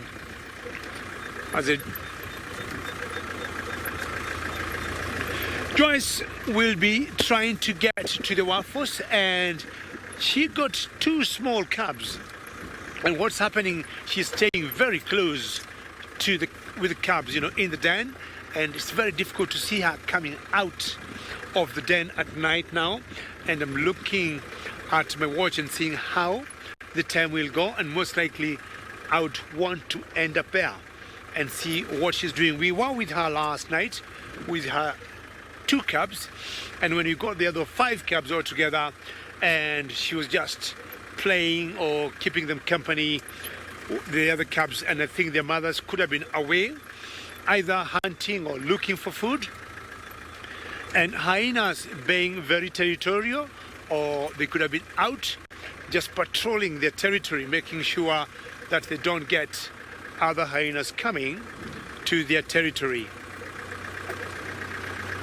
Most predators will be territorial, and what you have noticed, predators will overlap each other. We might get lions getting into a territory of hyenas, or leopards getting the territory of lions, but not two different families of lions will try to cross each other. And talking of hyenas, Sydney might have arrived at a den.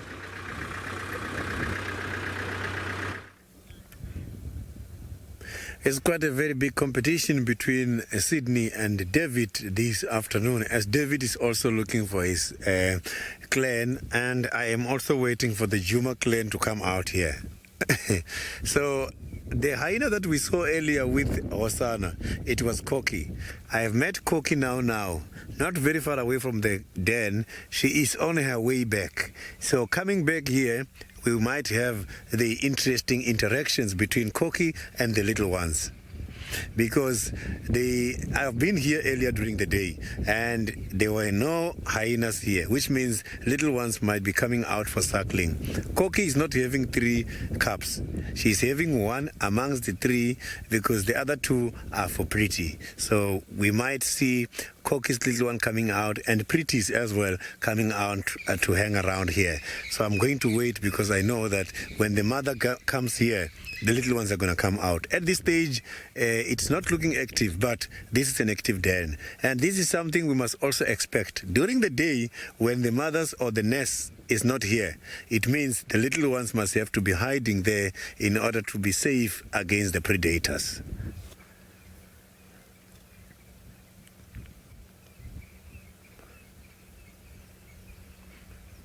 So I can hear some of the francolins. They are starting to call. Maybe she is getting much closer at the moment. And other ones as well might be also heading back home. So this is not the only den we have got, but it's the active den at the moment. These hyenas, they lead us to different dens. When they feel here there's too much parasites such as fleas, they take the little ones to the next den. And then when they get there, if they feel that the smell is developing too much about the presence of the little ones, they move them again. They can be very much nomadic when having the small cubs.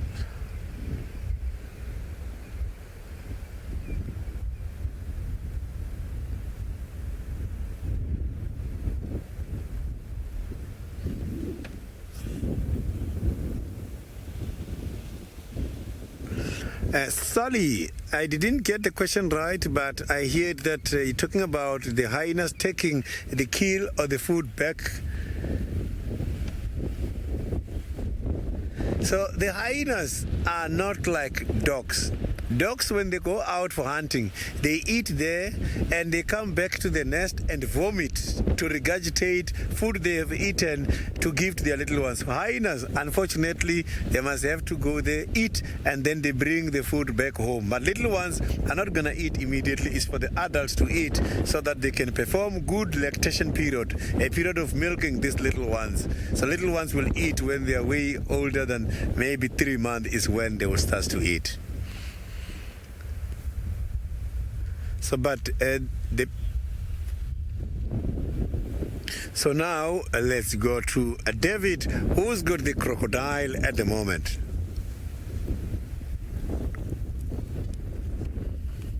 Yeah.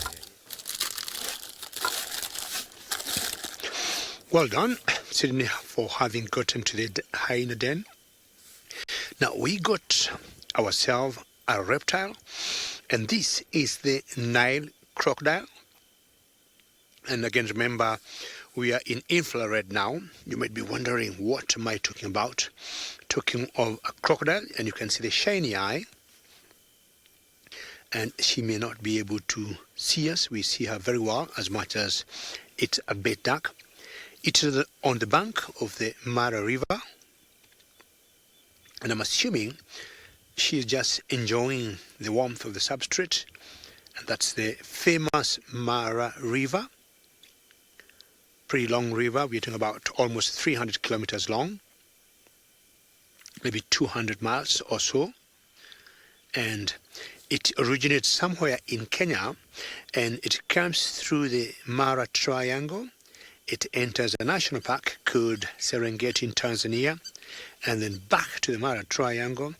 And it drains in Lake Victoria. And Lake Victoria is the source of the Nile, and maybe this is why these crocodiles are called the Nile crocodiles, being some of the largest crocodiles that you'll see in the world. During the migration, we'll always see so many wildebeests and zebras crossing this river here, and these reptiles will always try and catch something for themselves. And being cold-blooded, she might want to stay there a little bit longer, just to get a bit of warmth from that. Or did you just sleep? She just shut her eyes.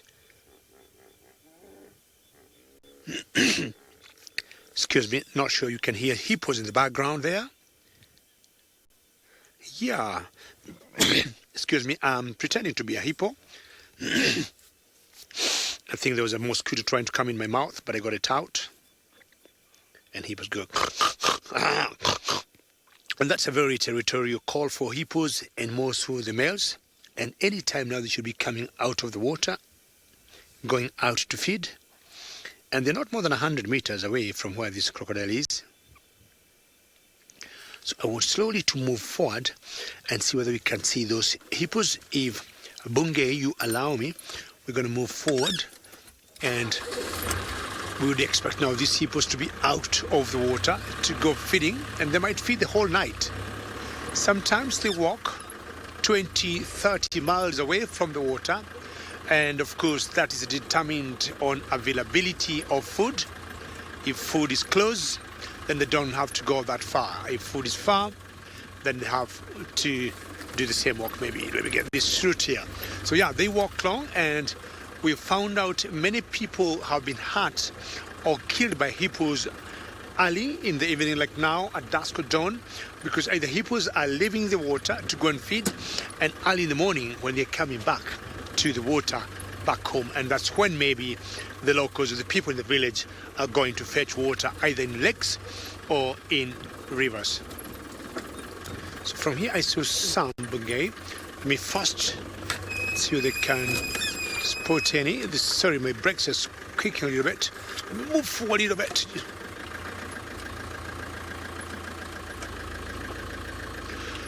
John, you're asking why was the crocodile not moving?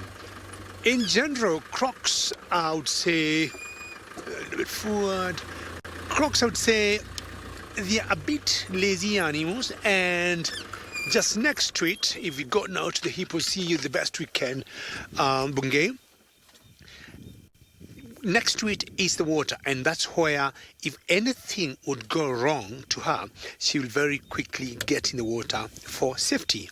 And on the edge of the water, it's warm, as I was saying, on the soil there, and she was definitely enjoying the warmth. So she has no reason to leave some nice warmth, and she knows if anything would go wrong, very quickly she'll jump in the water. Those look like water thickness to me. Earlier I was talking of the birds that you might see at night. Owls or nightjars, water thickness. That's what I would guess they are in this kind of darkness. Just staying on the edge with the water there. For the hippos, if you move to the right a little bit, Bungay, I can only see the eyes and not the actual hippos. If you go there, all those white like bulbs you're seeing there, those are the hippos in the water, the ones that we just had a few minutes ago. And definitely not looking very clear. They should be coming out of the water now and go and start feeding. And using infrared, it doesn't take you very far. Tears from a Dream, yes, is a kind of creepy to see what we're seeing in the darkness, and that's why at night we are always very careful, because you not know where the hippo is, you not know where the crocodile is, because a crocodile could be underwater and still open his eyes and can see you out of the surface of the water. So we are always very, very careful. The croc that we saw earlier was not very far from these hippos. So at night, we of course always extra alert. We take care of what we do, watch where we go, and we listen very carefully. Now we'll just have to move on now because the hippos are not leaving the waters yet, and find out who could be out of the water. Alrighty, do you go to South Africa, to Sydney, and find out what's happening at the den?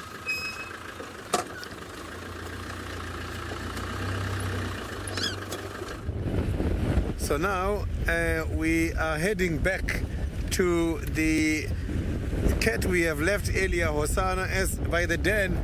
Nothing was happening. The hyenas who came back there was a male. When I saw it earlier, I thought it was cocky from a distance, but now I saw that it was not cocky, and little ones are still underground. So we then decided to leave, as we were not going to wait for the mothers to come back, as we don't know where they are and how far are they from the den.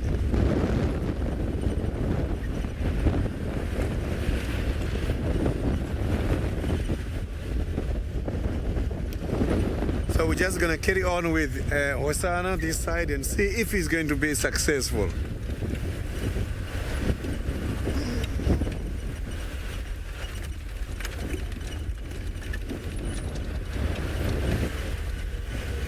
It's getting very chilly now here where we are, and the wind is getting cold.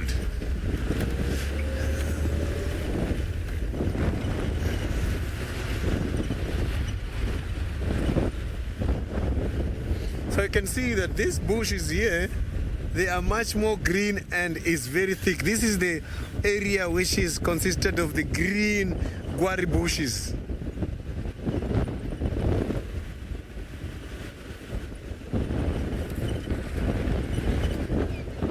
David, unfortunately, this side where I am, it doesn't get snow. Yes, some of the parts in South Africa, like Free State, I have been there, and in 2010, I've been there in 2015, 16, snowing. So there are areas which get snow in South Africa.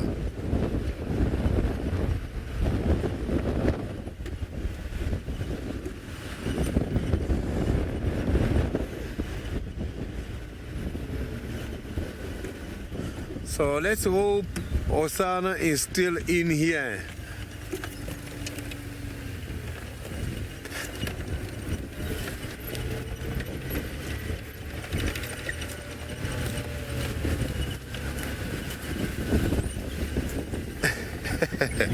So these are real wild animals, and they are so relaxed with us because these animals, they have learned that we are not a threat to them. So they are doing their own wild business, they are doing their own wild and natural behavior, and we are just viewing them, and we don't cause any harm to them. That is why they don't have to act aggressively towards us. But soon as we start to harm them is when they see us, they are going to react all the time.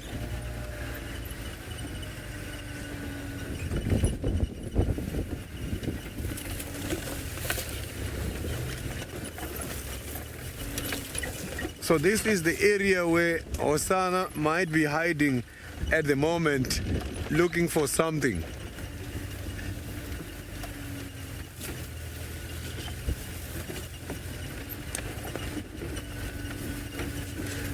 David is having a scrub here at the moment.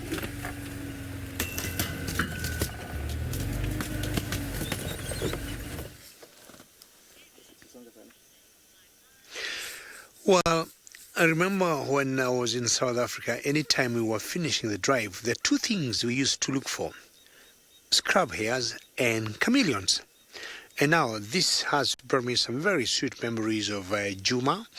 And the last I remember seeing a scrub hare at night was in Juma, I guess.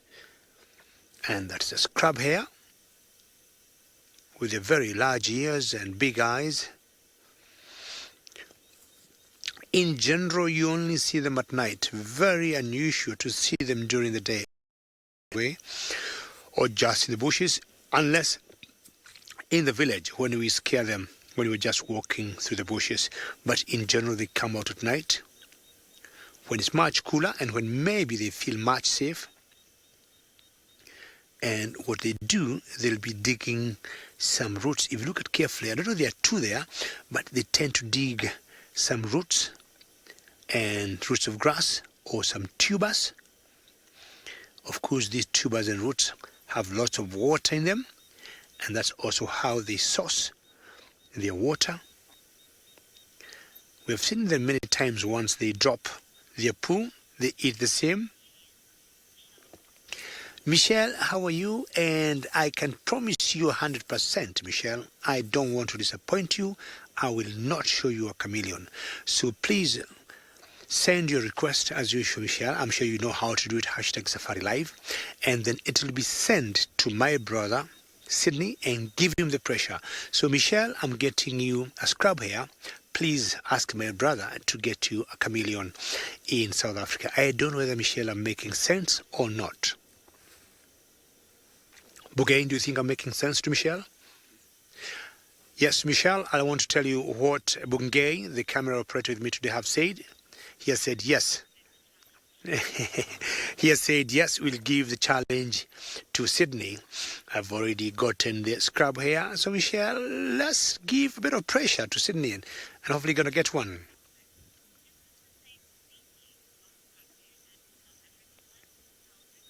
Calcic, yes, same species of scrub hare, same size, same breeding period, same gestation period, same behavior. I would say they're very, very same, not much of a difference. And, you know, Calcic, most of our animals, I would say, they're very similar. They may vary a little bit in the coat or maybe in the sizes. For example, I'm looking at elephant Calcic, and I've always, the elephant in South Africa looks a little bit angular, and the elephants in East Africa are more rounded. The impalas, for example, here, they're a little bigger, I would say, and especially the horns than the ones in South Africa. But ideally, they are one and the same species, same genus. Hello, very unusual to see them in pairs. You don't see them one, or when one has a litter, then you see them with their young ones. And when I look at the small animals that I don't think they're good mothers, this is one of them. The scrub hares do not do a very good job to raise their young ones. Looking at big animals that I think are a little bit of careless mothers are giraffes. So look at big animals that are careless mothers, I would say giraffes. Small little guys, I would say they are careless. And the scrub hares, Look at the size of that eye. It's so huge, eh? They need to see better at night. I'm sure she's gnawing some tubers that she just dug from the ground for herself. Some of the predators, of course, are any predator you think of, be it a cheetah, hyena. Rosaline, you just got those words out of my mouth, and I was talking of the predators that go for them. They look very easy to bring down. I would say wild dogs will bring them down. Jackals, like the silverbacked jackals, will hunt them. And also other reptiles like snakes, and I'm talking about the python. The pythons are slith, they move very slowly. And Rosalind, they use their heat receptors to pick any warmth of an animal. And when these guys just stop a place like that, a python will very slowly just come and grab it and just crush it into its mouth. Once they get spotted by the would-be predator, it's so funny, they'll always lie flat and they don't move, just like a stone. Even when the predator comes so close, they'll always try to imagine the predator cannot see them. I hope you're not listening to me. You should be feeding.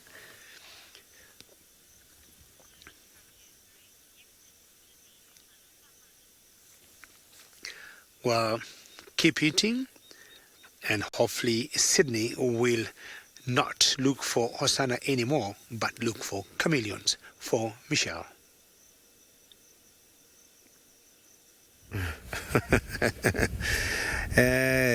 David is playing a robbing game. It's very much difficult to find a chameleon at this stage because he found a scrapper. I will try to take that challenge.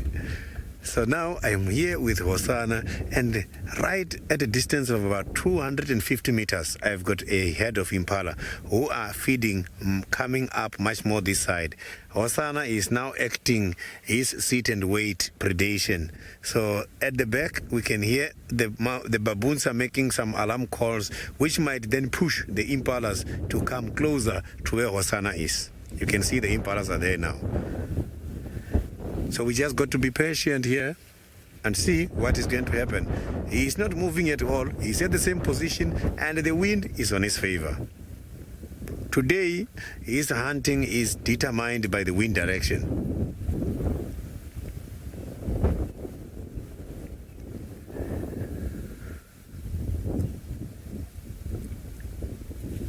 Those impalas won't see him. He's using this small bush there right in front of him on the right. He's using that small bush as a cover. That small green bush there. They won't see him. He's right behind that small bush.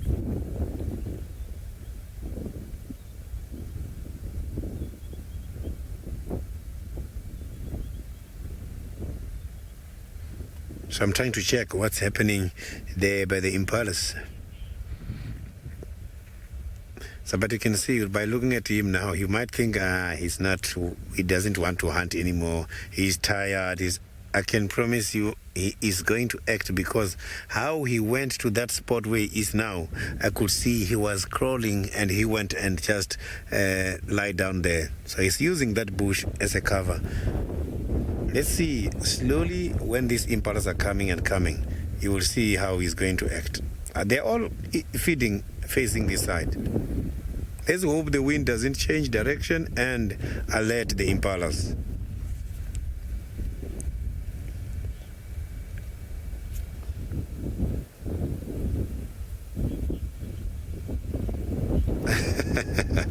Lisa, look at that. Look at that now. He's even now concentrating this side, that side.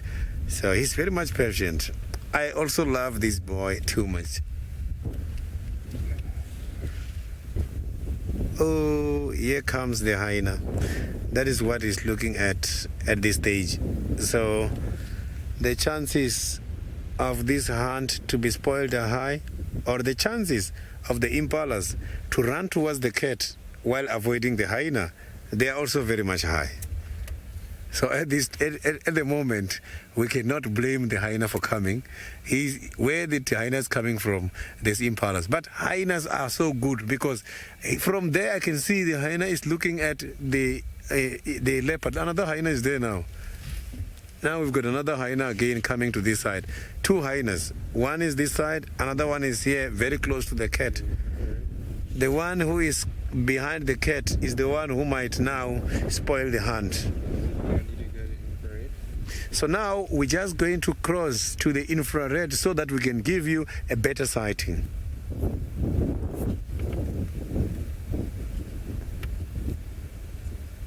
So you can see now, we can see him clearly by the infrared.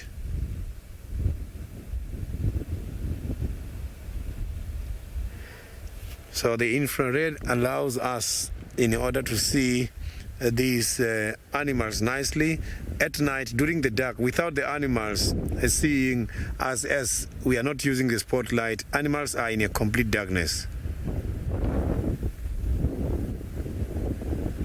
So now this hyena in front here is crossing and the impalas are looking at that hyena.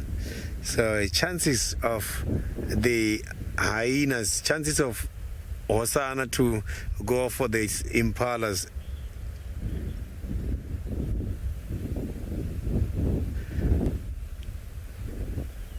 So I'm just assessing here what is going to happen. Once I picked up the possibility of a lovely special broadcast, I am going to invite that.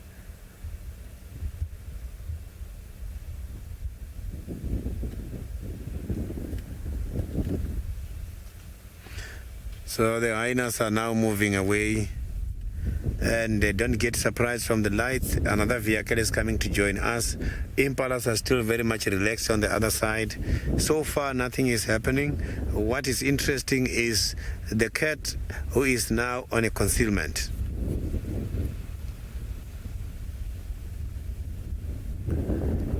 So it's good that the hyenas did not expose the leopards.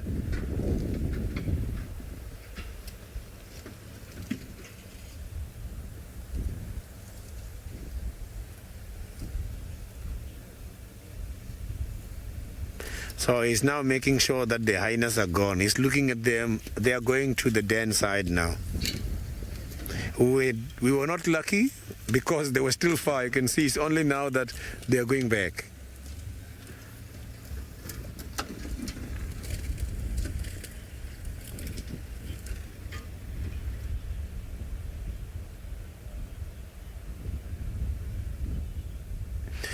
I've got the names of the two hyenas who just got past here. There's one of my viewers suggesting that is Ntima and Koza.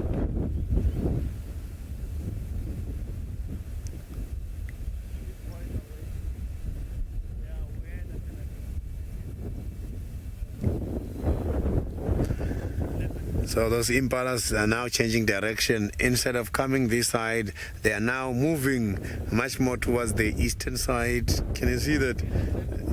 They are now moving to the eastern side. You can see them there.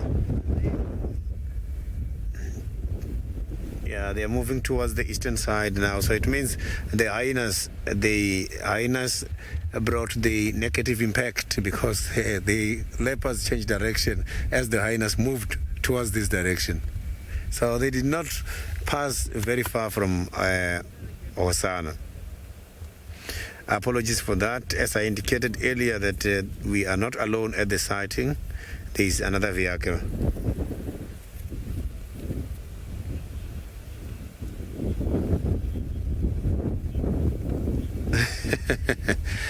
Nico, hyenas and the leopards cannot hunt together because that will be a robbing game like what David is doing with the chameleon.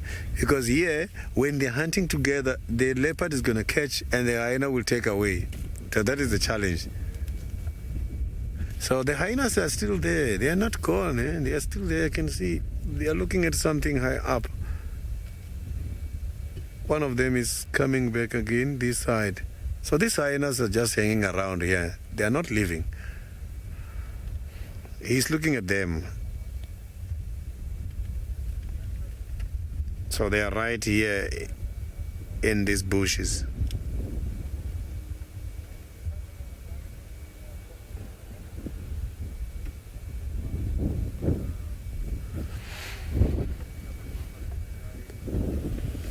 So the chances of Hosana to carry on hunting, they are very much slim at the moment. If he catch anything, 2 hyenas might give him a problem.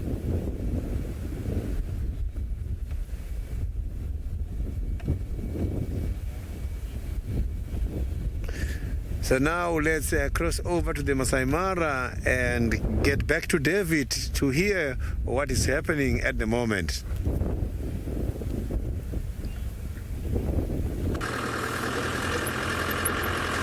Well, I'm sure Sydney will get a chameleon somehow, and it could be exciting to see hyenas and leopards hunting together, which could be a small little movie-like thing to be noticed.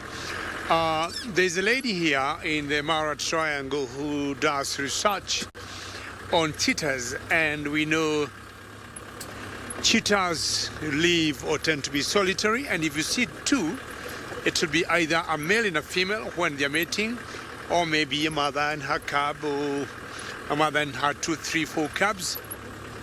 But she told me something very interesting the other day, that for the first time we have seen a coalition. Males will be 3, 4, 5 together. That's normal. We have what you call the musketeers, is a combination of 5 male cheetahs here in the Mara.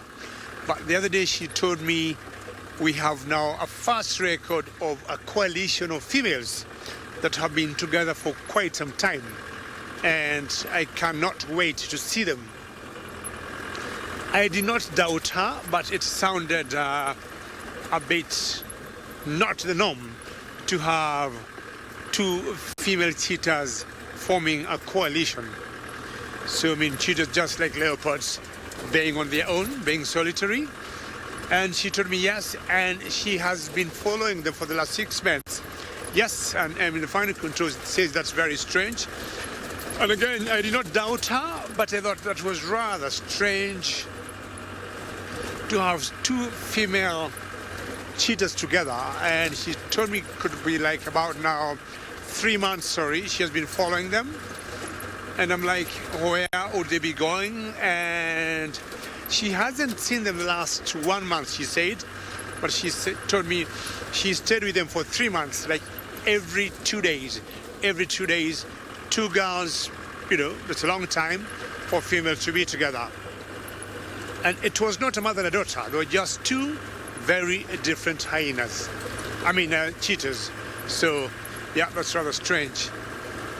So Sydney talking of leopards hunting together with hyenas could be something. We have seen them fighting over food. We have seen leopards fighting over food with hyenas, and Hosana is a bit mobile now.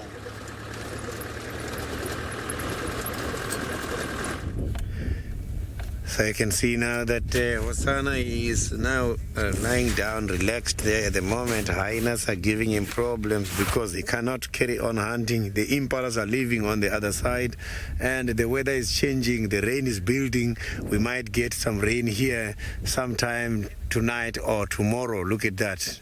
When we started, it was clear. Started building during the drive, and now it's promising.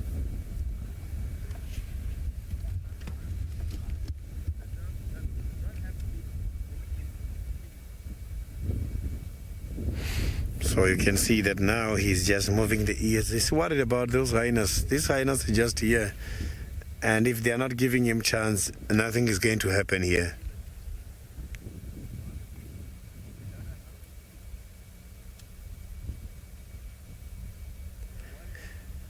So I'll just try and reposition so that we can see him from the face.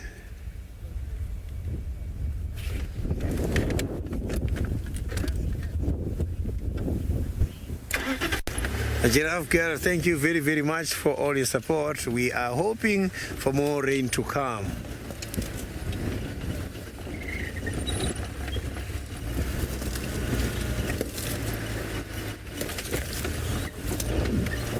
So this is quite a very nice little opening.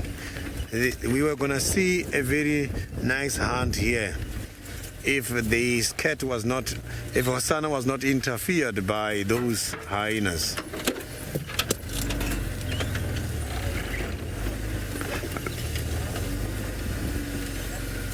Normally, they can survive for about 15 to 17 years. So you can see that it's quite a lot of years.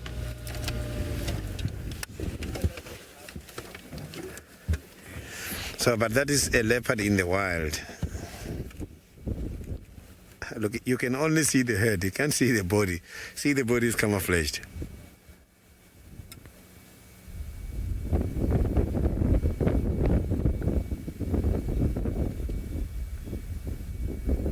So you can see that he's listening to what is happening in the surrounding, and the wind is still on his favor.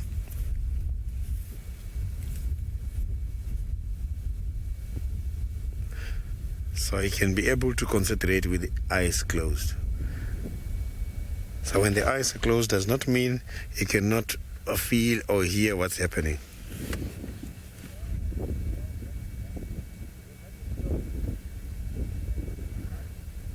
So you can see that he is not going to carry on now. The weather is on his favor, but the hyenas, they are giving him problem.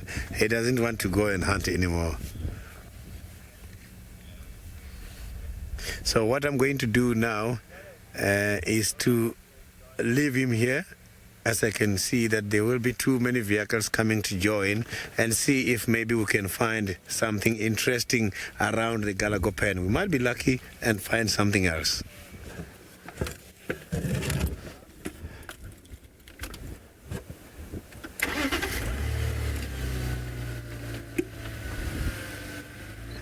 Kathy, I have seen the bush babies a lot, and also here in Juma there is quite a lot of laser bush babies.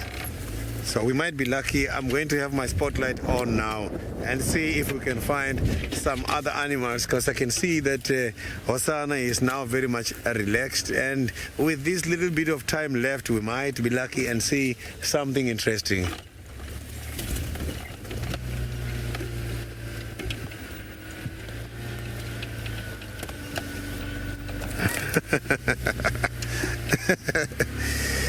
That is quite a lot of pressure given by David. I'm going to try that. But the chameleons, I haven't seen any at the moment, so maybe I'll be lucky. Who knows? They are here.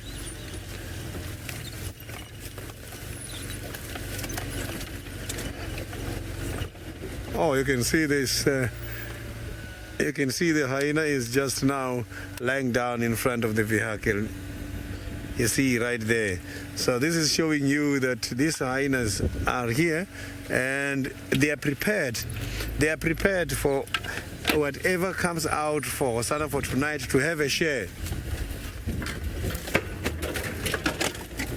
So they are here to have a share.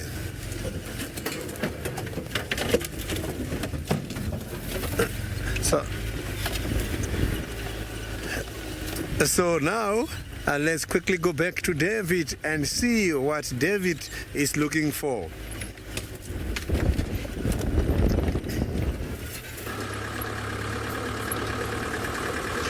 Well, Sydney, you're not off the hook. You need to get a chameleon, and I am sure Michelle is still watching, eh? And Michelle, don't go anywhere until Sydney gets your chameleon, because if he doesn't, then he will not have much to our deal. And our game was I do scrub here, and he does. Sorry. Are you okay there? Keep going. And he was to get a chameleon. What I'm trying to do now is to get so close to the waffles den. Almost. But I don't want to get it. I want him to do it. So, Sydney, do it. I have seen one. I thought he'll not stop, because that will make your life easier, and I want your life to be difficult today. So please just get us one, and you'll make Michelle and everybody else happy. Sorry, Amy, I lost you there.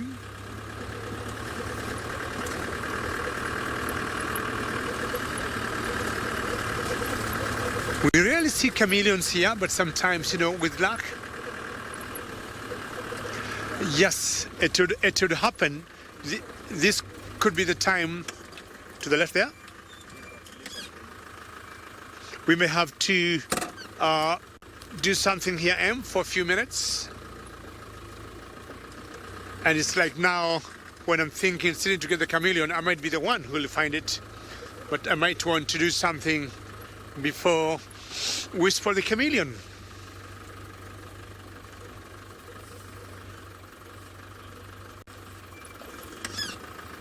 All right, we're going to redo our IR again, but in the meantime, let's go back to Sydney and give him more pressure for the chameleon.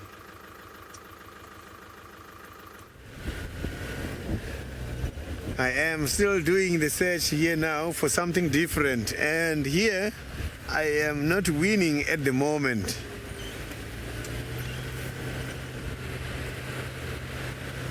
So I'm looking for the bush babies and I'm looking for the bush babies and also the request from David, the chameleon.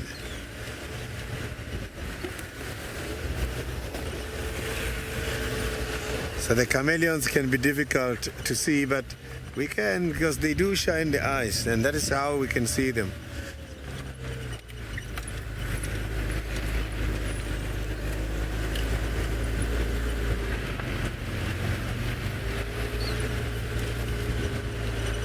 The leopard tortoise, they're out now.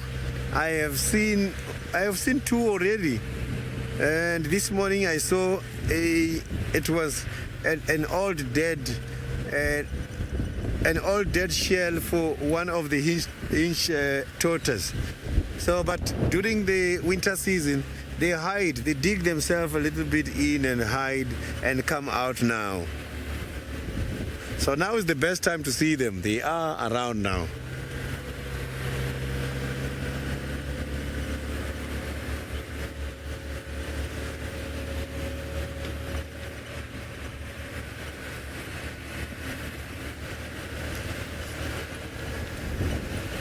The bush babies are hiding tonight. When I don't want them, after the game drive going home is when I see them. When I'm on a game drive, it's difficult.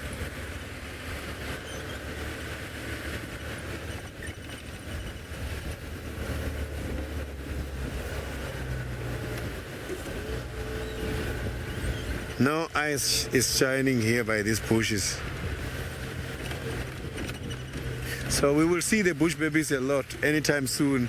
Soon as the flying ant starts to come out, we will see them a lot.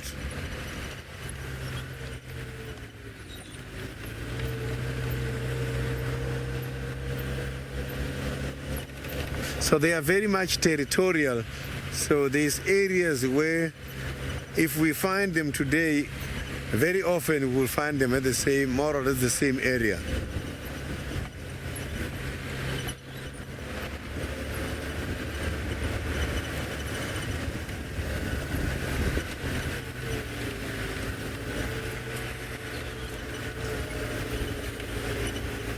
A child of the universe. I think we are having more or less the same kind of animals. So I'm trying to think about a different animal which is not occurring to the Mara that we are having here, and I'm finding it very much difficult. So I'm going to have to check with my other colleagues who has been to the Mara, who knows exactly what's occurring there. When I come back again here tomorrow, maybe I will be telling you which animals we have, which are active at night, which are not occurring in Mara. So I can smell the elephants here in this area. So the elephants, you can easily smell them just from their body scent. So here I can smell there's a very strong scent coming from the northern side.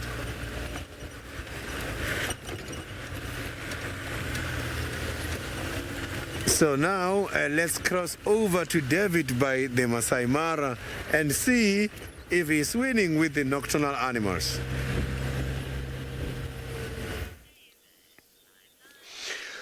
Well, Sydney, you can smell anything you want to smell, but I'll only be happy if you smell a chameleon. What animals could we see here that we not see in the Mara? I do not know, but we got a hyena because we have arrived at the Waffles den, and that is Waffles herself. And if you look carefully, she got a collar on her neck, and she is the commander-in-chief of the North clan of hyenas. That is her den. But if you look carefully, she doesn't seem to be fitting in the den, because the dens are meant to be small, just to take the cubs in and to protect them from would-be predators. See them coming in. The North clan has about 70 plus hyenas altogether, and all these are juniors.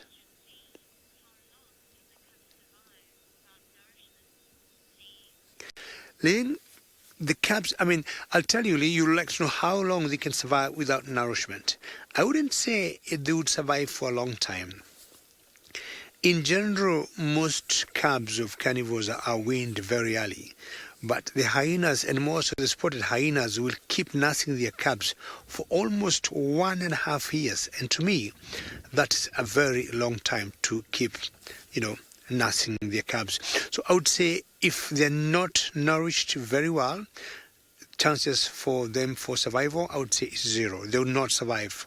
I'll tell you for a fact, they will not survive. The hyenas take a very long time nourishing their cubs. They will start eating meat very early. Even at the age of 3 months, you'll get hyena cubs eating meat. And all of them, when they're born with, erupted teeth. They got their canines, they got their incisors, in place as they're born.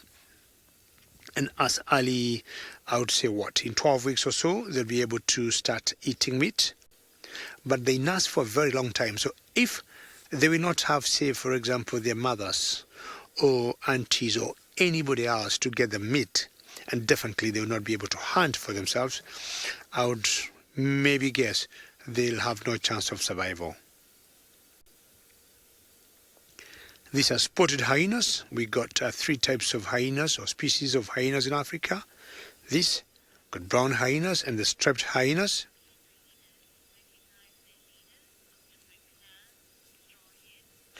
Stronghead, you like to know whether the hyenas can recognize leaders of different clans, and I would say yes, because the leaders will always carry themselves in a particular way.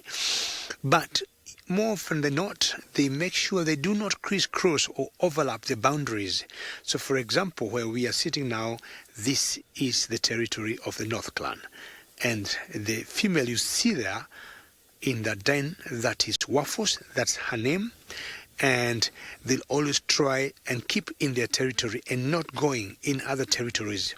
We have seen once in a while, for example, if a hyena here, because they always hunt for themselves, should one of them decide to go and hunt and chase a prey, call it a zebra, for example, and chase it, and the zebra enters in a different territory, which is not part of their territory, the predator, the chaser, will stop at that point. It's like a dead stop, simply because she doesn't want to get into trouble by going in a different territory. But just to answer your question, yes, they'll tell because the leaders carry themselves in a particular way. Waffles here, because hyenas are very matriarchal. We just found out Waffles here did not come out through the lineage. There's something moving on the right there.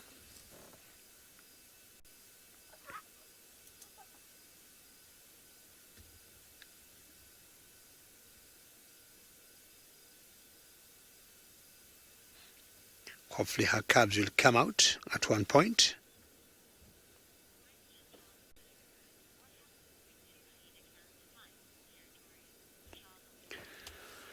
Child of the universe, what would happen if 2 clans of hyenas fight over territory? That has been seen once in a while, but that would only happen if they meet at, say, a feeding site. and they're trying to, snatch or steal food from each other. That's the only time you get hyenas fighting. But the bigger clan in general will win. Not very far from where we are, there's another clan that's called the Happy Zebra clan, and they're not as many in numbers as this.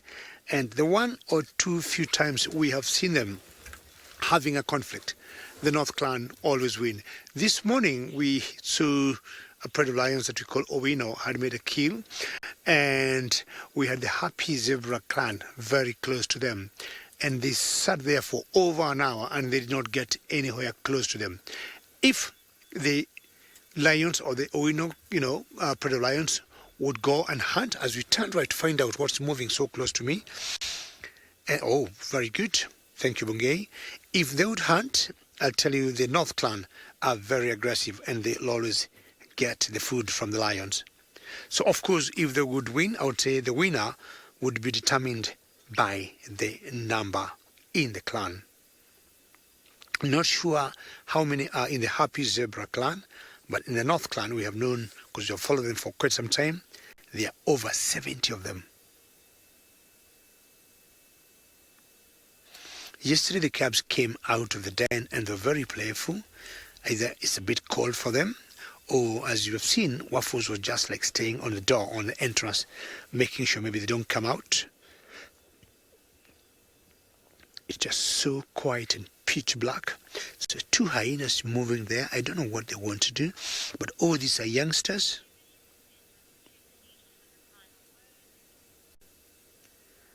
And I'm just hoping these cubs will come out. But now, can we give Sydney last or one more pressure for the chameleon, please?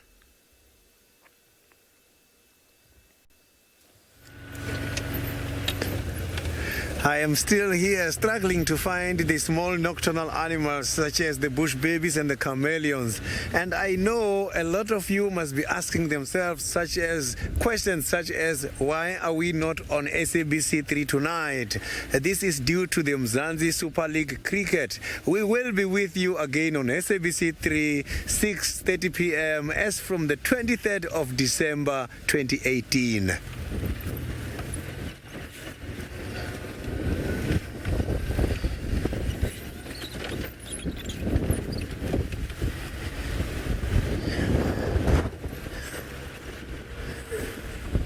I'm trying to go and check around the Galago Pen area. Maybe we might be lucky here, but the wind is blowing too much. I can't hear. Even if there's a lion roar, this wind is blowing too much. So now that the wind is blowing my ears and I can't hear, let me rather take you back to David. Maybe he's quiet by the Maasai Mara.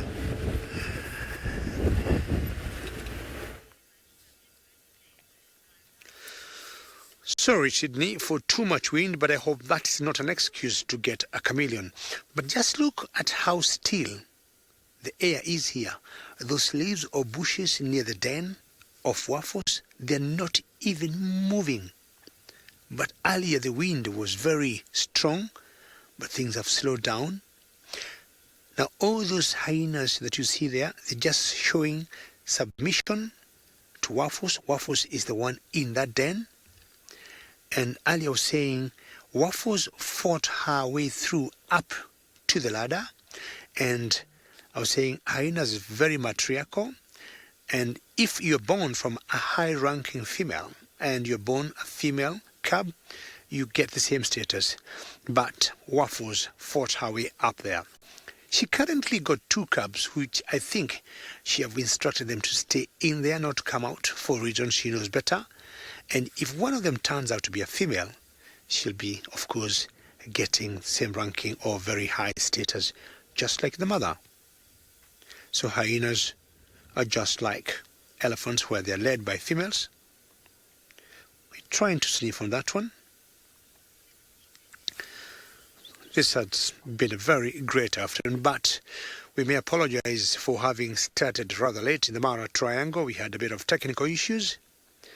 And also we lost Steve Ovo at one point when he developed some technical issues with his camera. So things that will always happen once in a while. But I think me as Sydney have been able to pull through and ending the drive with the hyenas. I think it's pretty special having seen Hosana. As much as I would say Sydney has let me down by not spotting a chameleon, me having done my bit, having seen a scrub hare. We want to say or thank everybody for having been with us.